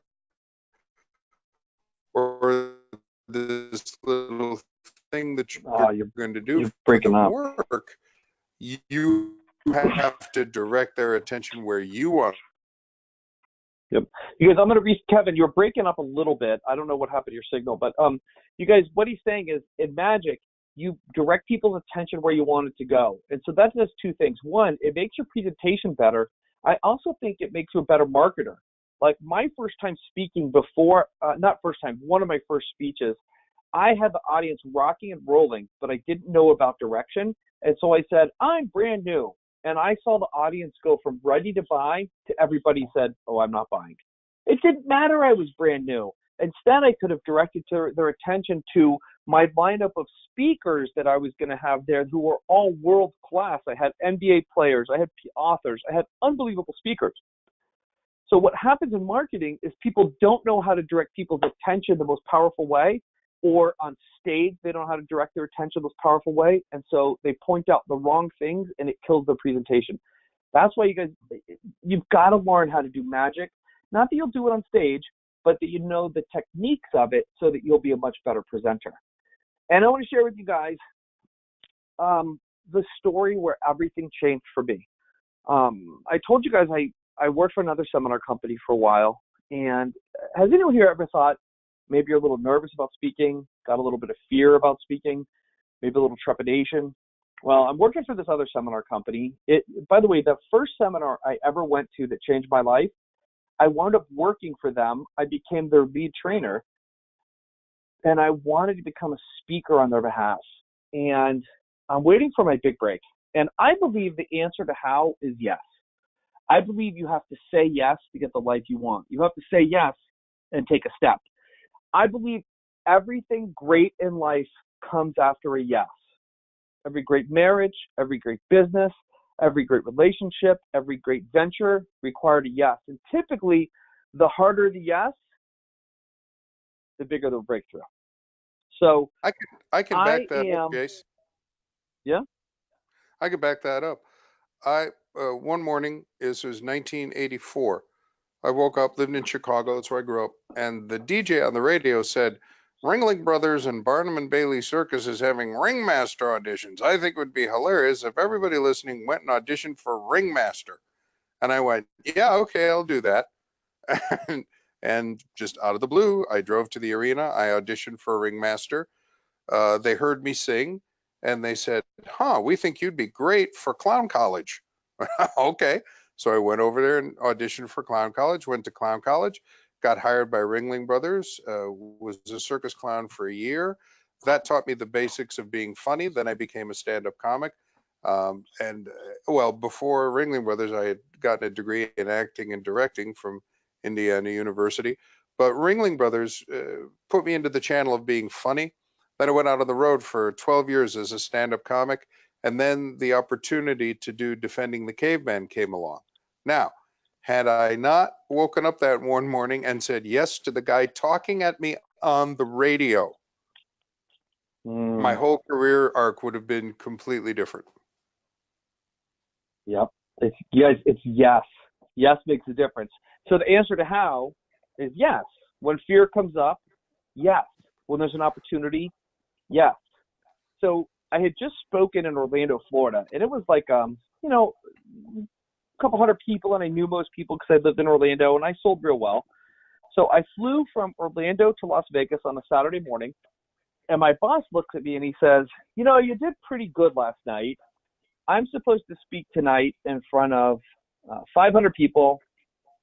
Let's have you fill in and see how you do on a real stage. So the answer to how is yes. So what did I say? Well, sometimes that yes comes out like this. Yes! But I managed to say yes. And I go home and I change. You guys, literally, I want you to think through the math on this. I spoke the night before. We may have gone out for adult things afterwards, adult drinks afterwards. So little sleep. I fly across country. I'm having lunch. And he says, you're going to fill in a couple hours from now. Now, here's a real blessing. I didn't give myself time to think about it. And this is one of the things you have to learn. The less time you give yourself to think about it and the faster you say yes, the easier it is. The longer you wait and the more you think, the harder it is to follow through. So it was actually a blessing that I had less time to follow through. So I say yes, I go home and get my suit on, and I show up to the event. And the event was held by a guy who's a real estate instructor, not a very touchy-feely guy. You know what I just realized? I think this event, this host, remember the first one I went to when I was with my mom and I bought my first seminar? I think it was the same guy's seminar. I just realized that. It was a guy named Ron LeGrand. And if you've ever seen Ron, he's not a very touchy-feely. He's kind of this big, brusque guy. He used to be a plumber, very no BS, cut dry. So I introduced myself to Ron. I said, Ron, I know you're expecting my boss to be here, and I'm going to do my best, and I hope this opens the door for us to work together in the future. And by the way, hope is a weak word when you're working on programming language. Hope is important in the terms of your future, but in the moment, it's not a strong word. But I was so nervous. All my language patterns were like out the door. And I said, I hope this opens the door for us to work together. And Ron looks at me and he says, Jase, there's 500 people in the room. They each paid $3,000 to be here. Your boss was the headliner. There could be some resistance in the room. Good luck. So I look at him, I'm thinking, thanks, Ron. You guys, how would you have felt in that moment? Everything you want is on the line. And someone just said, there could be some resistance in the room. So now I go to the bathroom, and I'm not going to the bathroom, but I just trained with a speaker trainer named Chuck Burt, and he was talking about the importance of taking deep breaths and centering yourself before you go on stage. So I'm in the last stall, and I'm taking deep breaths, and I'm just going, and I'm attempting to do these 5 deep breaths, but really I'm breathing like this. I was so nervous. And I'm in the bathroom, and I'm in the end stall, and this guy comes in, and he goes, hey, Dave, is Dave here? And I think of that old joke, and I go, Dave's not here. And the guy says, did you hear the headliner's not here? And I said, oh, no, what's going to happen? I said, I heard that. What do you think about it? And the guy goes, I think it sucks. How would you guys have felt in that moment? Everything you want is on the line. It's your big break. And someone just said it sucks, you're there. And this is the moment of decision where your life is formed. There's a moment coming for you where you're going to say no or yes. And if you say no, you leave with what you walked in with. And if you say yes, you get a whole new life. See, everything I wanted, my big break, to become a speaker, to get on stage, to get the chance to grow. And someone just said it sucked, I was there.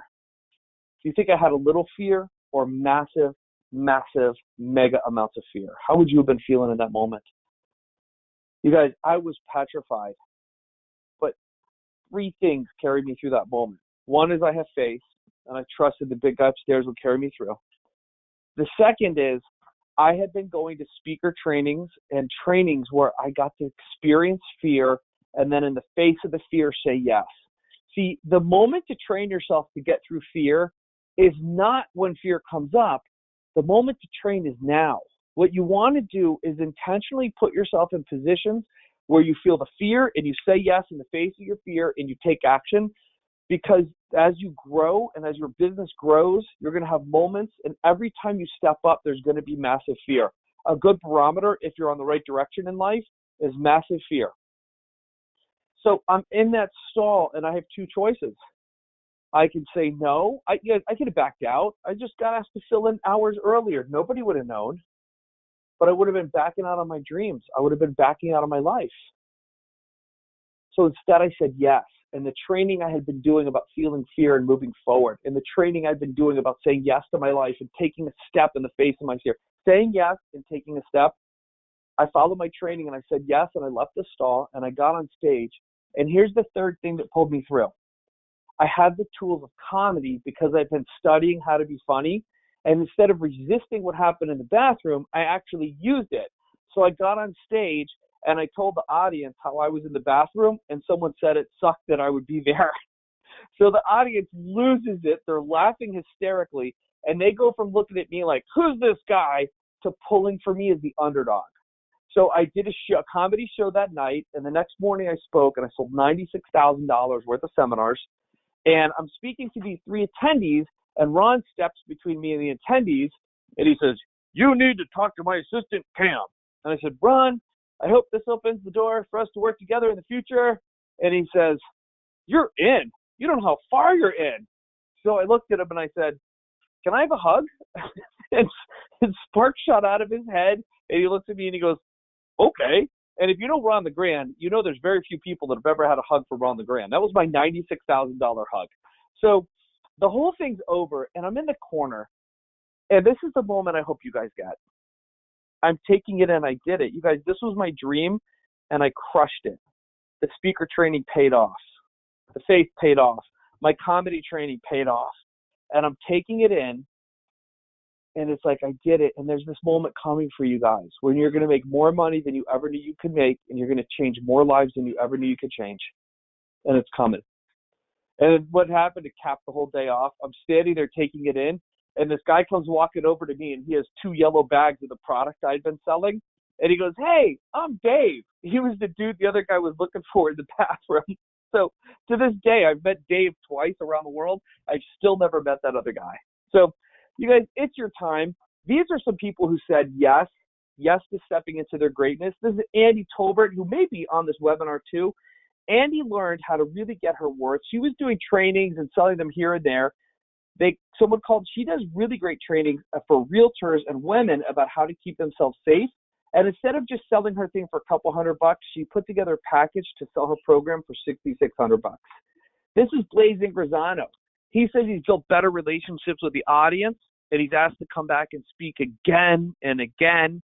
His gross monthly income went from $36,000 to $63,000. He went from 18 presentations to 60. And he says if you're considering working with Jase, you should know it's about a lot more than being a better speaker. It's about being a better you from the inside out and getting to know and like yourself a whole lot more. You guys, what would that do for you if you knew and liked yourself a whole lot better? And then this is Eyelet Schwell. Eyelet is a doula. She teaches women who are doulas how to grow their business, and also some like personal development programs context around being doulas, about being a doula. So I worked with her on her presentation. 4 people signed up on the spot to a presentation of only 7 people. In 1 week of just beginning to work with Jase, I gave a presentation that earned me over $4,000. And I'm teaching these women something that's going to change so many lives. What could be better than that? Guys, she was going to sell her package for like $200, and we came up with a $750 package, and that's how she did over $4,000. You can sell more and make more money faster than you ever thought possible when you do speaking effectively. So we do our trainings in Vegas. We have a lot of fun. We're looking for our next success story. Who's it going to be? You know, I don't know if you have a dream car or retirement or education or dream home or family you want to take care of. We want to help you get there, and here's how we can do it. You know, if you feel like it's time to bring out a better you, is it time to be comfortable with seminars and webinars? Is it time to be funny? Is it time to master the art of storytelling? Is it time to be excited about your presentation? Is it time to own the room? Is it time to be the person people can't wait to see? Is it time for your message to be heard? Is it time for your business to explode? Is it time to make a difference? Is it time to exceed even your own expectations? Then this is for you. It's the Speakers Comedy Camp. And I'm going to talk about the comedy camp, and then after this, I'm going to talk about the philosophy and physiology of delivery. So here's what we have at the Speakers Comedy Camp. Kevin and I are doing a really fantastic 3-day training. It's a live event coming up in Vegas. We're going to do improv. We're going to rate comedy for your speech, and we're going to rehearse comedy delivery. So we got to cap the size of this event. It's first come, first served. Because we're going to do improv, we can't have like 100 people. We have to keep it 30, 40 people or less. So we have limited seating. It's going to be December 13th through 15 right here in Las Vegas. December 13th through 15 right here in Las Vegas. Here's Rob and Michelle Hopkins. They worked with me, and they spoke at their big national convention. They said, Jase, thank you for your help. We couldn't have crushed it without your coaching. Now, here's what's even better. People in the audience said, both of you really inspired the conference. You were both fantastic and inspiring. Thank you. And if you look, I don't know if you guys can see my mouse, but they sent me this, they put this post on Facebook on February 26th. So I wrote them and I said, hey, how's it going with your sales now for your business? So 1 month later, March 24th, they wrote me back and they said, since helping us fine tune our message and perfect our delivery, we have been rocking presentations. Michelle, Lexi, and I have had office managers schedule us for repeat visits before we even leave. Many agents and managers have told us we're the most professional, well-trained speakers they've ever had in their offices. I also want to thank you for giving us the confidence that we can do this in a big way. What would confidence do for you? If you are more confident and excited about your next presentation, you're going to book more presentations. When you're more confident and excited, you're going to flow better. When you're more confident and excited, you're going to do the work to make a better presentation, and you're going to sell a lot more. So we booked 24 inspections yesterday. We'll do 130,000 for the month, a record for March. So that's what Rob Hopkins did. This is Phil Borgstrom. Phil learned the power of telling stories. I don't know if you can read what she wrote, but she wrote, great meeting you. Your life story was interesting. I look forward to building a business relationship with you and developing a win-win. See you next Tuesday. We just booked 2 speaking engagements for next week. Been speaking every week since the last class. Sounds crazy, but they asked me to speak an additional half hour. They all committed to working with us. When you know how to speak effectively, you will make way more sales. So Be Funny, Make Money, the live event, is more sales, more profits, more stages and joint ventures, return invites, promoters referring you, superstar status, and confidence. It's time you stepped into your superstar status. You were made for more, and this is how you get there. Be Funny, Make Money. It's a 3-day funny farm and marketing workshop, the holy grail of speaking, live joke writing, walk away with stories, identify your persona, have the audience love you, more sales. I don't know why it says 4, I apologize. It's a 3-day live event. There's an optional 4th day. The real world value on this training is $4,000. So here's what I'm going to give you guys. You can get this $4,000 training plus the expert marketing blueprint, which is a full marketing plan about integrated social media, PR, how to draw clients and promoters to you and speak to full rooms. That's valued at $247. I also have an online group called the Profitable Presentation Club. You're going to get membership in my private Facebook community, connect with veteran speakers. That's priceless because you get to ask all the questions you want and meet some top flight speakers, perhaps even set up some speaking gigs. And then I'm so excited about this. Kevin, do you want to tell them about your new comedy show? I think you're muted. I'll give you a second to unmute. So Kevin, you guys, He just wrote a new one-man comedy show, and he is going to actually perform this show for us live. And so what we're going to do on the first night of the event, Kevin will do his show, and then the second day, we're going to talk about what he did, how he put it together, how he wrote the humor, and we're going to dissect why it was so great. But more importantly, we're going to have a private show with Kevin Burke. Kevin, you want to tell him about the show? Yeah, sure. Well, we've been kind of talking about it in bits and pieces over the course of this conversation. But yeah, it's the show that I wrote about being a dad, and it's based on my experiences as a dad, and it was generated through this trip that my son and I took. And I'm just gonna do it for you. I'm gonna do the show for you, and then we'll talk about it, and we'll talk about what worked. We'll talk about what didn't work, and we'll break it down bit by bit. And you said something a minute ago, Jace, about marketing and PR. I'm Mm-hmm. not a marketing guy. I don't know diddly about marketing, but what I do know about is PR. And it just came to me that the entire course of my career, I've learned how to generate free PR. If you as a speaker are going to talk to the business convention of widget makers, and it's a closed convention of only 100 people, there's still no reason why you shouldn't be on radio and TV in the morning before you go to make your presentation, talking about this awesome presentation you're going to be making. And one of the things that, and Jace, I haven't even spoken to you about this, but I'm just going to go ahead and say it. I'm going to show you exactly step by step how to get free publicity for yourself. And I will reveal to you, I'm not kidding or exaggerating when I say the following, how the company I worked for got $2.5 million worth of free publicity for a goat. I'm just going to leave it at that. Wait, say that last part. But you guys, I don't have a slide for this, but evidently we're going to teach you how to promote your speaking gigs and how to get tons of free money. And you guys think about this. If you were on the news and if you were on the radio, what would that do for your positioning and social status to help things go better? What would that do for you to make more sales and to get more speaking gigs? So, Kevin, if I got that right, you're going to teach them how to get on TV and radio? Yes, how to get on TV and radio, how to saturate whatever market they're going to be speaking in with information about them via the internet, via radio and TV shows, and it's all free. It takes you a little bit of legwork to do it, but it's not going to cost you a single dime to do it. I'm That's not awesome. kidding. That is awesome. We got $2.5 million worth of free publicity for a goat. Okay, so that portion of the seminar is worth $2.5 million. And your price today. So Yes, it is. Kevin's show, tickets to a show like this would be worth $60. So everyone who registers on this webinar, and you've got to register on this webinar, I'm going to put the link up in just a moment. I love coaching and consulting with people because when I work with you one-on-one, you're going to make a lot more sales and you're going to have a lot more satisfaction and success. And I want to get to know you. You can use this coaching session before or after the event, your choice. You're going to get a personalized brainstorming session with me. When I coach people, it's $500 for an hour. My higher level coaching programs are in the five-figure range for the year. I'm going to give you an hour with me one-on-one, absolutely free. We can use that to look at your scripting, your sales, your delivery if you're already speaking. Wherever you are, I'm going to work with you one-on-one to come up with better content so you'll get better speeches, more standing ovations. You'll fulfill your destiny to make a difference. You'll make more money. So the whole value of this, I almost left out magic for, okay, I'm super excited about this, you guys. Remember how I said you have to know magic to be a great speaker?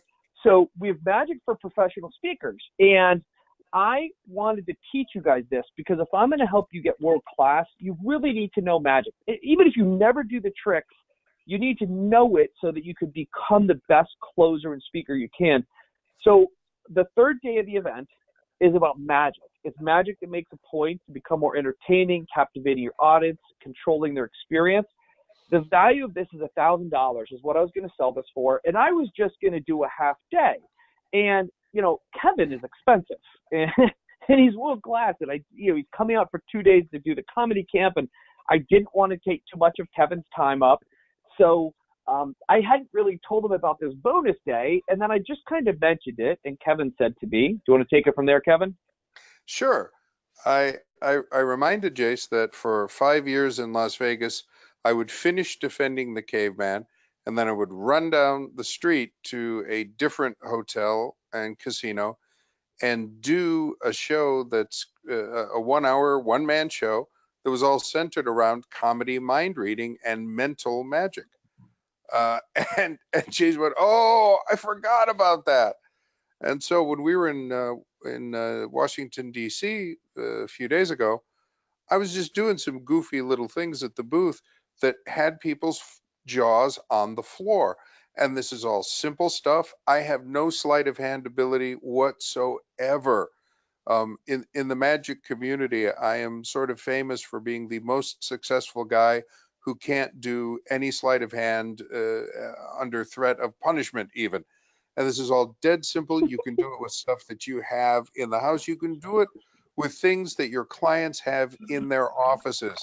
If the time is right, the mood is right, and you go, "Hey, you want to see something? Yeah, you want to see something a little weird?" And you'll be able to do it. And it's fun. It's dead easy. And I built an entire Las Vegas show around it. So you got, how much were tickets to that show? Uh, uh, the rack rate was $75, but of course in Las Vegas you deal with ticketing services and discount brokers, et cetera, et cetera, et cetera. So the actual price that people ended up paying was about $40. Cool. So you guys, the whole day on the third day, we're going to teach you how to use magic, get attention, which is going to make you a much better speaker. So it's $1,000. So Kevin's going to teach this with me. He is amazing at it. By the way, if you were at the booth at the sponsorship I did, Kevin was doing tricks that blew me away. And I'm like, "How did you do that?" And he's like, "Oh, it's so easy." And I'm going to teach you some tricks. There's a trick I'm going to teach you where when you use it when you're speaking to a small group to grow your business, you will make more sales, and some people will buy from you just because of the trick. It's so powerful. It's really opened a lot of doors for me. So Magic for Professional Speakers, you're going to get that included for free. So here's the whole package you're going to get with the Be Funny, Make Money, the live event. You get the workshop, which is worth $4,000.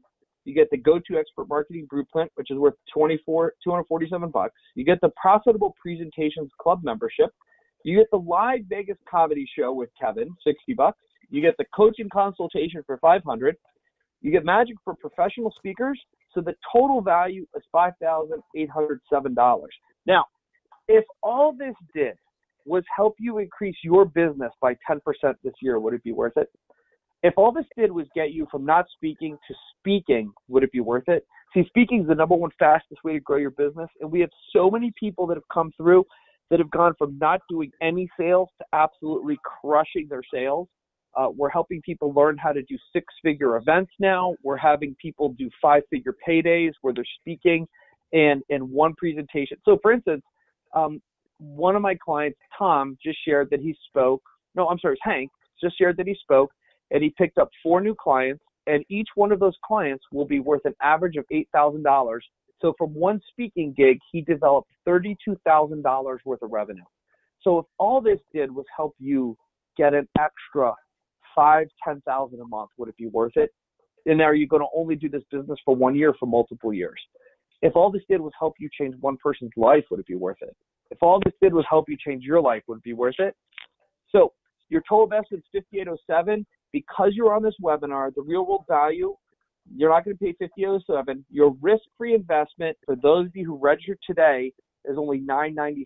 You're going to get everything I mentioned for $997. That's all the bonuses, everything I went over.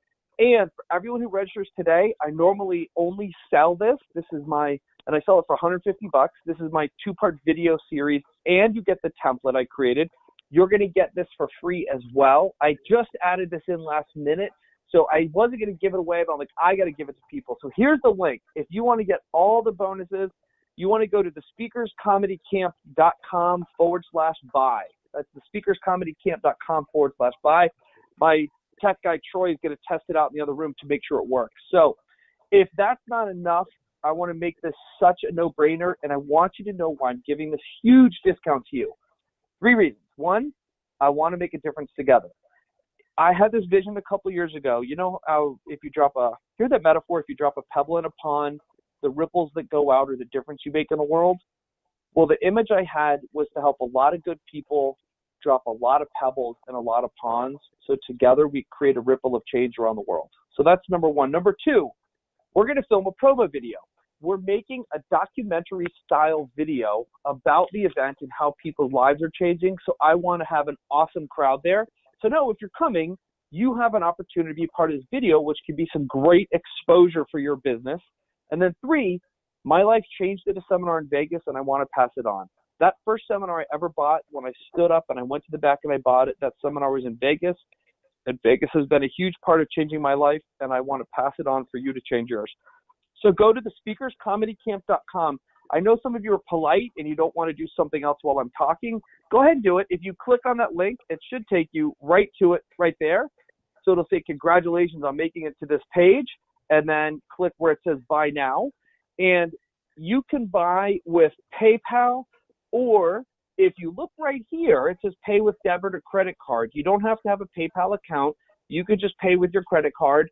You can also pay with Venmo, I believe. So there's a bunch of different ways you can get this paid for.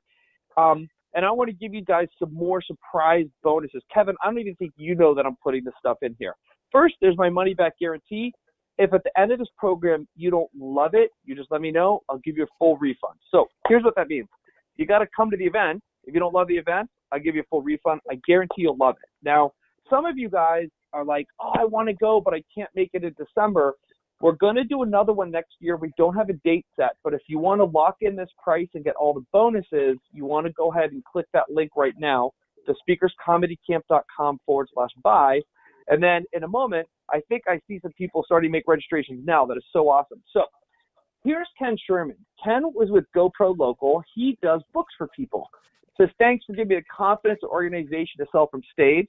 My first presentation, small audience, 11 business owners, resulted in over $32,000 in revenue. I feel like there's no limit to what I can accomplish thanks to your guidance. You guys, how would you like that? We can't guarantee you what you'll get. I guarantee you'll get the same quality training and the same systems that Ken got. So here's what also Ken used that made him so successful and that we are going to be doing online, and you're going to get this as a bonus. The one-to-many masterclass. It's going to be virtual class. There's the how to create a compelling close, $297. I'm also going to talk about another class, the mindset of selling to groups in person and online. That's $297. Writing an introduction that sells. Remember I talked about Greg was going to buy just for my introduction. That's $297. How to rock the platform, stage movement and anchoring. That's $297. How to tell stories that sell the subconscious. That's $297. Create killer keynotes and PowerPoints and secret influence techniques. I work with some high-level people who sell from stage, and we've discovered some things you could put into your keynote or PowerPoint presentation that subconsciously and ethically influence people to say yes to your offer. We're going to talk about how to get $1 million testimonials and reviews. I've developed a system that helps you get reviews that help you sell your business. How to use comedy and speaking and sales because funny makes money. I'm going to do an extra master class on that online. How to get gigs. And you notice the how to get gigs one is coming up towards the end of the list. We want to get you good, get you pro, and then we get you gigs. That's $297. And then I have a presentation I created where it's about how to get testimonials. And it is a perfect presentation to do in front of any business audience. Now, here's the really cool thing about it. You're going to fill out the presentation with testimonials about your business. So while you're teaching people how to get testimonials for their business, they're going to see a whole bunch of testimonials about your business, and they're going to want to work with you without you overtly selling your business, which is super cool. I'm going to give you the right to that presentation. That's $497. So this whole value is over $3,170. So you're also going to get to Be Funny, Make Money. You're going to get that. You're going to get 2 tickets, but you're also going to get 2 tickets to this, Profitable Presentations Live. Profitable Presentation is an event I do once a year where I share with you the secrets of how to sell more from stage. We go deep into scripting, we go into packaging, and we go into your mindset around making sales from stage. That's going to be coming up late next year. You're going to get 2 tickets to that. Those are valued at $1,000 each. So the whole package you have today is the workshop, the marketing blueprint, the club membership, the Vegas comedy show, coaching with me. You're also going to get the Magic for Professional Speakers Day, the secrets of one-to-many sales, the secrets of profitable presentations live. This total package is $10,977. You're going to get almost a $10,000 discount by saying yes and taking action right now.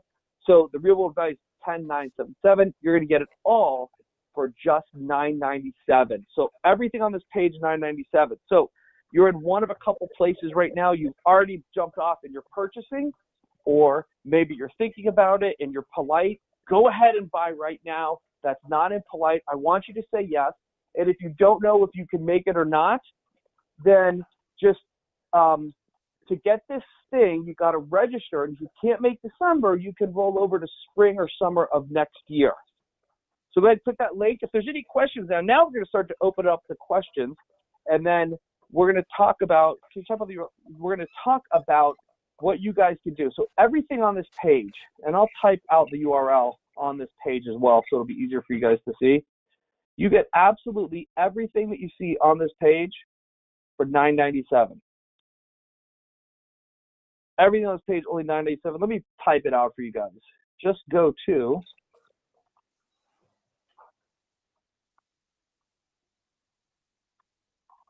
thespeakerscomedycamp.com/buy. thespeakerscomedycamp.com/buy. You get absolutely every guys. This will be one of the most powerful things you ever do for your business, and I guarantee that you will love it and walk away making more sales. One of the things that breaks my heart is when good people don't make as many sales as they should, and you can get way more sales. So just go to speakerscomedycamp.com/buy, and we'll open it up if anybody has questions. We have everybody still on here that we started with, so I think that's a good testament that we are delivering good quality content. And if you've got something out of this, here's my philosophy on live events. We save for live events the things that we can only do live. You can't teach improv over the internet. You can't practice over the internet. I can't look you in the eye. I can't move your body and teach you how to move your body better. That's something we can only do live, so that's what the live events are for. The live events are to make magic together so that you rock your life and rock your presentations. Kevin, anything you want to add in on that? Yes. I don't know a whole lot about the business of being a speaker. What I know about is how to speak. I walk out on stage every night, and what I sell are tickets. And people come and they see me and they walk away feeling better about life. They walk away feeling better about themselves and their relationships. Because the show that I do is a comedy that explains men to women and it explains women to men. The deal that Jase just offered you guys sounds fantastic to me. And what I'm going to give you is this. You will walk away from this being a better speaker. Because I promise you, I'm one of the best presentation coaches you will ever work with. And That is beautiful. Jase knows me well enough to know that I don't make declarative, egotistical statements like that. But I know what I'm doing. And I'm gonna give you everything that I've got. That's awesome. You know, guys, in the world of what Kevin does as an entertainer, he's one of the tops in the entire world. And having the chance to hang out with someone like that is, you guys, this isn't just an event. This is something that could change your life. This is something that could put you on a whole new trajectory. So here's what I want to do is give you guys a couple of minutes to get registered. And then if there's questions or if you have any challenge with the registration, you can chat. Well, I want to talk a little bit about delivery, and then I'll recap the offer as well. Unless someone has a question first, or is there anything else you guys want to add? Cool. So let's talk about, so here's, by the way, this is one of our events in Vegas. We have a lot of fun there. So let's talk about the philosophy of delivery. So at my house, you know, and it's coming up to the holidays, Santa would come down the chimney and he would put the presents under the tree, and then he would hide in the corner and watch us open the presents to make sure we like them. Oh, by the way, KB Morrison SR says, thank you for sharing key points. Katie, you are so welcome. So Santa would go and he'd hide in the corner and watch us open the presents. Is that how it was at your guys' house? No, of course not, because that'd be creepy, right? So here's my message for you. If you wait to see if people like your presentation or laugh at your jokes, you're creepy. Quit being creepy. Instead of delivering like that and staying to see if people liked your humor, what you want to do is deliver like Santa. How does Santa deliver? He drops the presents off and then he leaves. So what am I talking about? Humor is a gift they can accept, decline, or miss. So deliver like Santa. Avoid wanting to laugh. Remain unattached to the outcome. If you pin your state of being on the audience's reaction, you will fry yourself out. They may benefit by it, but at the same time, they can do without it. Humor's an extra you're giving their life. Telling a humor corner story is revealing something. It's not getting something. Were you saying something, Kevin? Yeah, in the acting world, we call that results-oriented acting, and it's the kiss of death. Mm-hmm. You guys, before I knew this stuff, one of my first speeches, I said something I thought would be funny, and the audience didn't laugh, and I was fried out the rest of my presentation. And now what I realize is some people just aren't listening. You know, there's someone on this call that's looking at Facebook while they listen, I'm sure. They shouldn't be, but they may be.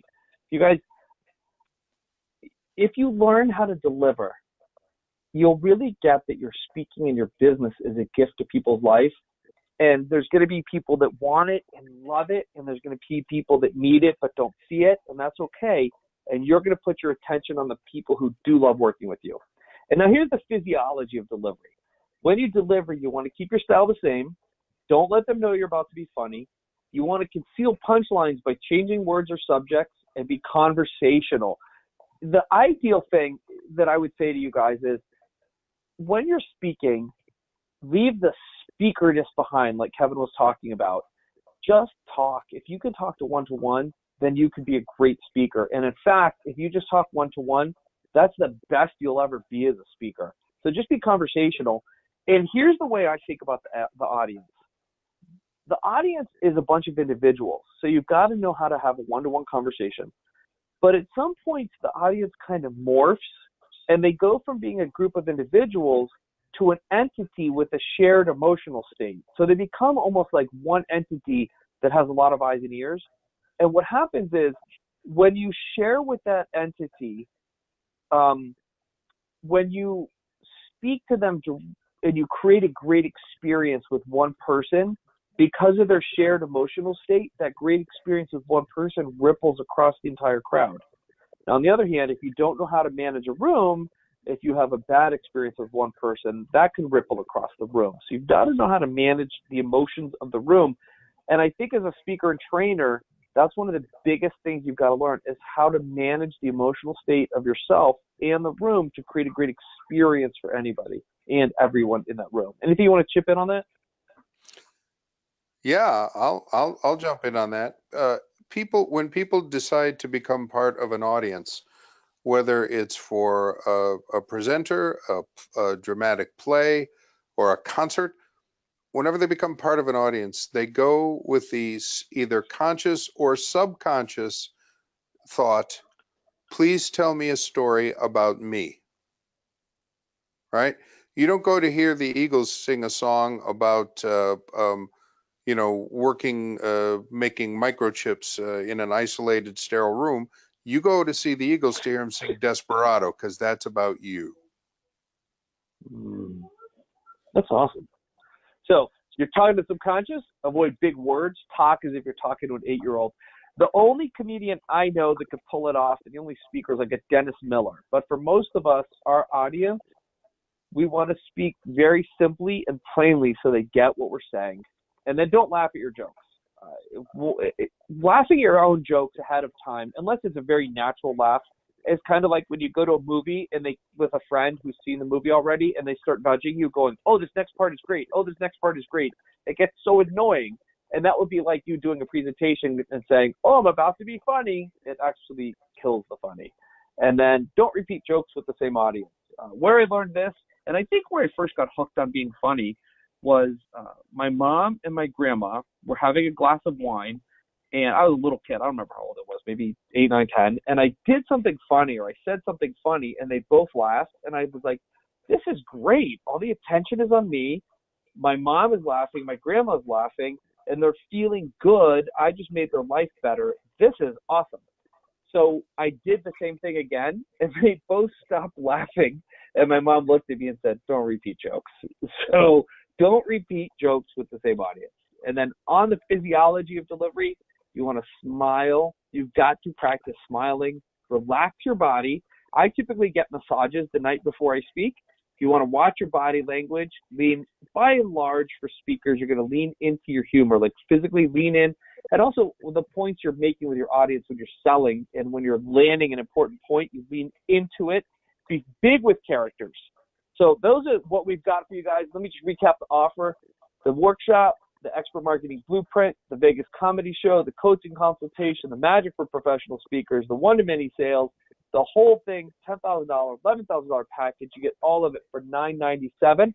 Now, if you're on this call and you don't know if you can make it, and or if you want to come to the event in spring, go ahead and book up your spot and then give me a call. We can work with you. You get everything on this page. Here's the link you go to. By the way, congratulations.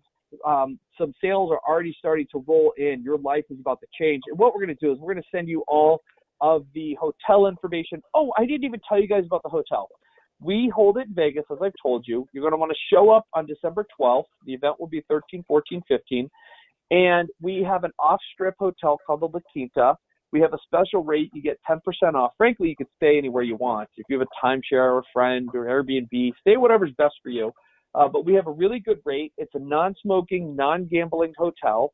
It's off-strip. It's real clean, and it's very nice. That way you can focus and not be distracted, and there's no smoking. You don't have to deal with all of that stuff. It's a very nice property that we have. So you're going to get everything on this page for $997. This is a package. I have never given this much before. Now, if you're someone who's on this call and you're like, I really want to go, but I need to make a payment plan or something, just message me or call me or text. You guys have my contact info. We have emailed you a ton of times. Just reply to one of those emails. It costs more for payment plans. And if you want to get everything that's on this page and all the bonuses, we don't include all the bonuses on payment plans. You've got to pay for it tonight and get registered tonight. So everything on here, this entire package, everything we've listed, all of this for $997. And I think with the ones that we've sold now, we probably have between 5 and 10 seats left. So we're going to cap out how many people can come. We had a bunch of people register at the sponsorship I just did, and a few people have been asking me if they could bring their spouse or their kid. And so we don't do buy one, get one free or anything, I'm sorry, because we cap the number of people that can attend.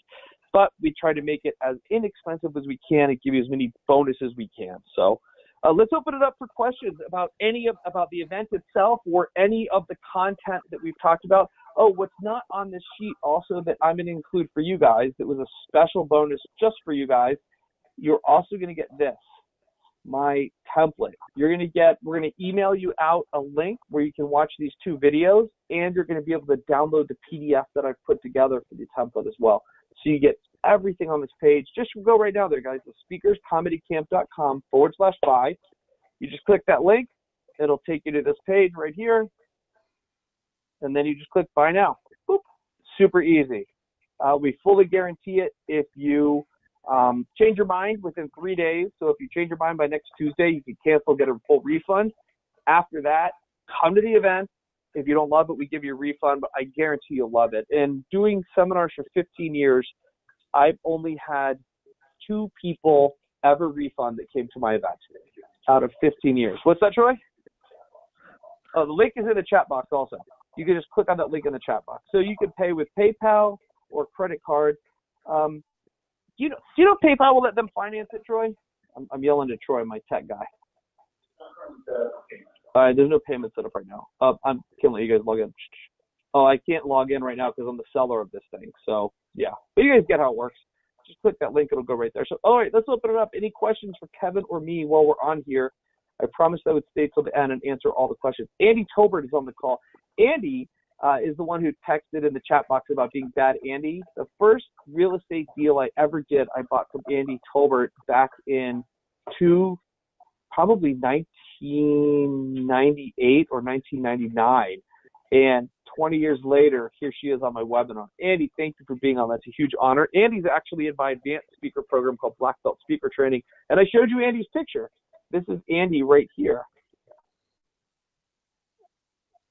with her hair all did. Andy is an amazing realtor. Her husband is an awesome mortgage broker, real estate investor, but her real passion is teaching women how to stay safe as agents and in general. I mean, how to say all realtors to stay safe and then women to stay safe as well. She's got some amazing training. So, all right, open floor. That's about all the content I had for you guys today. So open floor for questions. I love to coach people. So if you have a question, pop it up there. If you have a question about the offer or if you have a question about speaking, presenting, closing sales, that's what we really want to do is help you get standing ovations, more speaking gigs, and more business for your business. If we don't get questions, we're going to cut it off. So type your question now if you have any. Kevin, anything else you want to add before we go, or if there's no questions coming in? Boy, no, I think we have pretty much covered everything. This seminar, it's going to be a ton of fun. For those of you that are coming, by the way, and you'll get more information about this in the future, but I want you to come and bring loose, comfortable clothing that you can move around in. This is not a seminar that you're going to be sitting and doing a lot of listening and staring while we run our mouths. You're going to be up on your feet and you're going to be doing things. So please wear comfortable clothing that you can move around in, or at least bring it with you.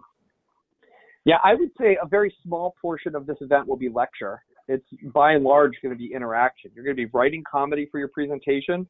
You're going to be learning how to deliver comedy. We're going to be doing a lot of improv work, and we're going to be working with you guys one-on-one for people. By the way, you don't have to get on stage. No one will make you get up. All you have to do is take notes, whatever you want. But if you want to participate, you can participate. All right, questions. Thank you, Jase. Just signed up. Looking forward. All right. Congratulations. Who is that? It says your asker's name is Las Vegas LFS. So congratulations.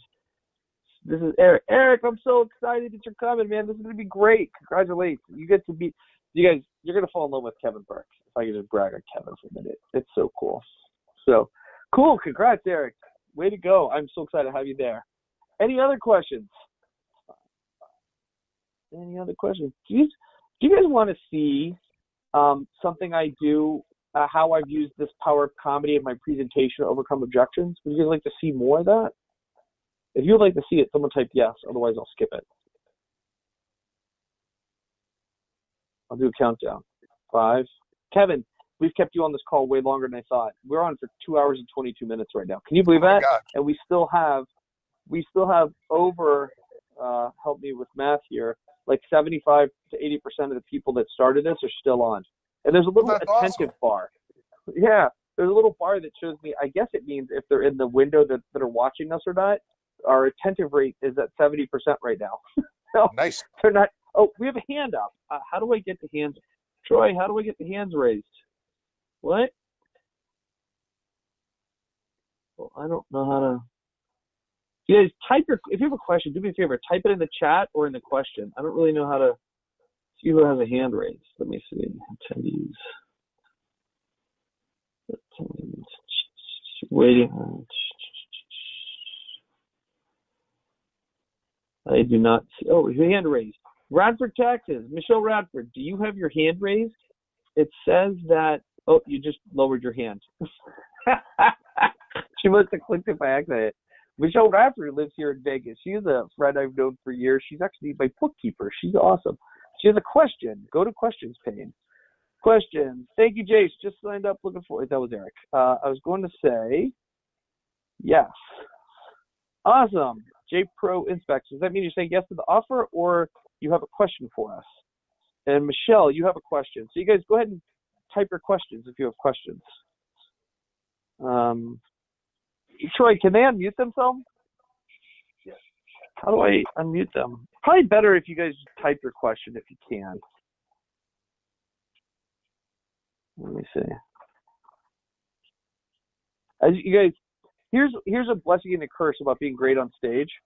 I have had 99.999% of my business come through live speaking in person. Now I'm doing more seminars and webinars. So I'm still, you raised your hand. What'd you raise your hand about, Michelle? Did you have a question? And J Pro Inspects, did you have a question as well?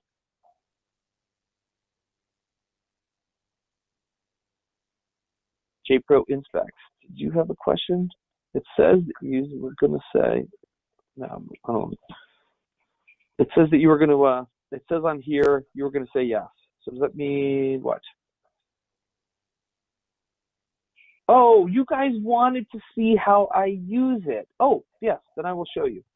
So here's an example of, let me find it. Hang on, I got to find this one presentation. I hadn't planned on showing it to you guys, so I got to find it.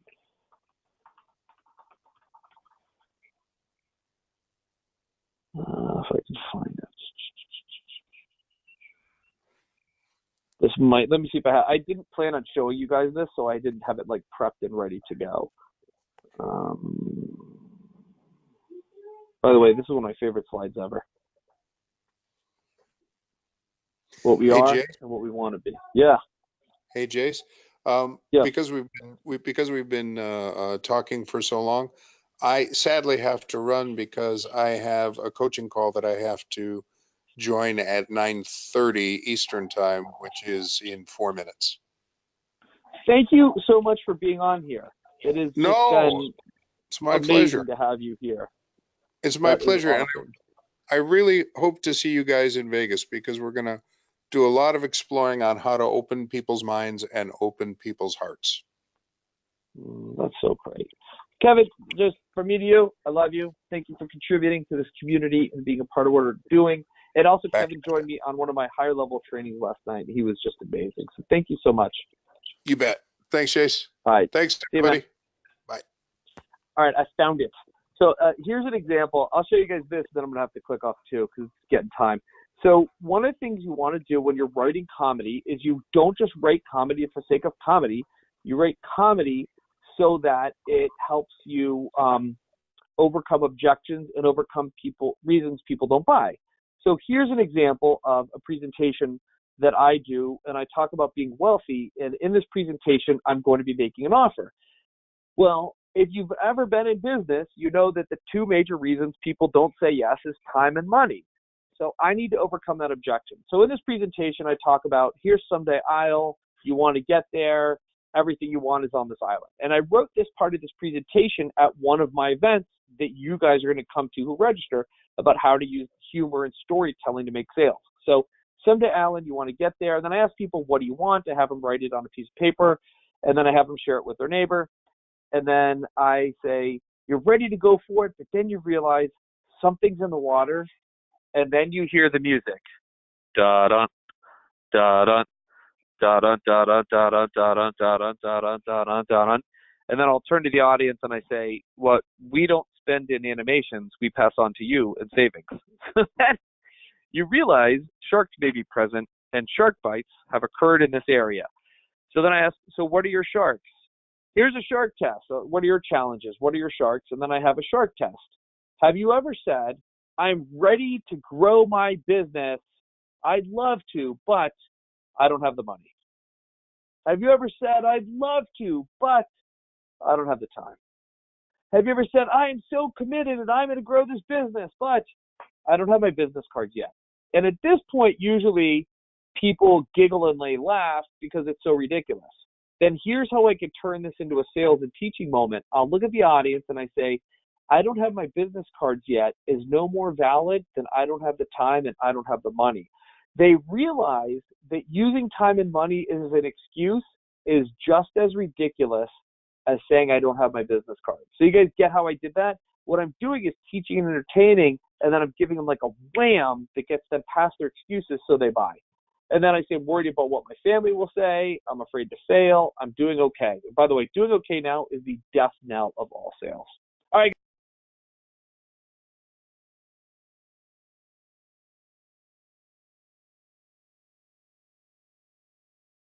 So last chance to get this special offer, you guys. Looks like my phone died, so you guys hopefully can hear me on the computer audio. You get everything on this page. Go to thespeakerscomedycamp.com/buy, B-U-Y, or just click the link that's in the chat box. It has been a delight. It has been an honor. Really, I appreciate the time you guys put in here. If you're holding because of money, don't let money be an excuse. You're going to make it back plus some if you do what we teach you to do. If you're holding off because of time, well, I get that, but cancel whatever else you got. Now, I get the respect of time. If you want to lock in this price and all these bonuses, go ahead and do that. And then Andy says, update the presentation of Baby Shark. Baby Shark. I don't know what that means, Andy. Baby Shark. Baby Shark must be something that's happened in the news. I've been traveling for like days. The Baby Shark song? I have no idea what you're talking about, Andy. Oh my gosh. Talking about not getting it. I will YouTube it. So there was a dude at the sponsorship that was thinking about coming to this event. And he's like hemming and hawing, and I don't remember what his reason was. And he gets on the microphone and he goes to tell this thing and be funny, and it bombs. No one laughs. And he looks around like, that wasn't funny. And the speaker literally looks at him and goes, you guys, you're all going to have to get used to this. I won't say his name. We'll get on the mic and tell horrible jokes that no one laughs at. And I so badly wanted to walk over to that dude and go, how long are you going to keep not being funny and losing sales? So, you guys, if you want more sales and standing ovations, here's your access. Go to thespeakerscomedycamp.com buy right now. I will leave this offer open all tonight into the morning. So get your credit cards worked out. If you need to do something special, you can email me. We can do a payment plan. It just costs you a little bit more. And for those of you coming that are registered tonight, I can't wait to see you in Vegas. It's going to be the trip of a lifetime. You're going to love it. And what a way to start your 2019 by prepping yourself in 2018. All right, guys, I'm going to end this unless we got any more questions come in. Last chance. Last chance. JPro Inspects, you have a hand up. I don't know if that means you have a question or if you wanted me to show the presentation. Please type that below. Let me know if you have a question real quick. JPro Inspects, your hand is up. Otherwise, I'm going to close this out. Did the hotel? Yes, the hotel. We're at the La Quinta on Surrey. We're going to email that out. I just finally got the contract signed. Really sweet, you guys. I think our rate's less than $100. We got a 10% off discount for our group, and we'll be emailing all that info out tomorrow or Saturday. We'll get all the info out to you guys.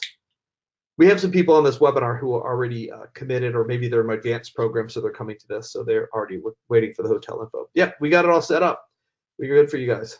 And those of you who purchased before this webinar, you're going to get all those bonuses plus. So I take care of people who take care of me. So I'm going to take care of you guys. You get all those bonuses. You're going to get some more special stuff as well. Hotel is set up. All right, looks like that's it. Any other questions coming in? Okay, awesome. You are welcome. So glad you're on here. Yes, for December. So it is December 13 through 15. Las Vegas. Send to all. 13 through 15. All right, all right.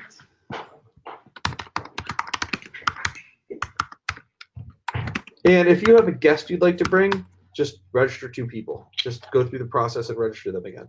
All right, guys. Thanks for being on. I will talk to you all soon. And it was a delight. And Andy is telling me I need to go to YouTube. All right, guys. Thanks for being here. I'll talk to you all soon. I have no idea how to end this. Troy, how do I end it? That's why you have tech people. Wait, don't do it yet. I want to turn on the camera real fast to say bye. Here's Troy, everybody. This is Troy Olds. He's been writing emails and stuff like that. So some of it, you've met him. Mom, do you want to come say hi real quick? Napa, do you want to come say hi? Napa's here. Oh, you're way down, Napa. Say goodbye. Napa, speak. Say bye. Napa. He's too many people. Hi. Bye. I can't wait to see all of you. Mom, I love how every time you come on camera, you primp. It's so funny. Every time she gets on camera, she does this. She like fixes her. Yeah.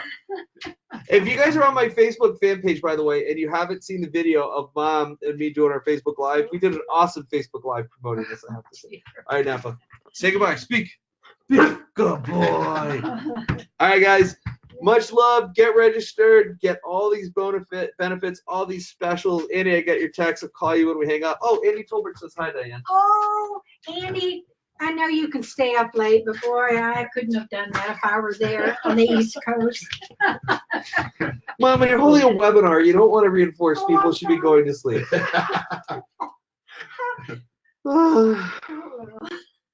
Those of you who stayed for this whole thing, you get to see my whole life. So, bye guys, love you. What do we push?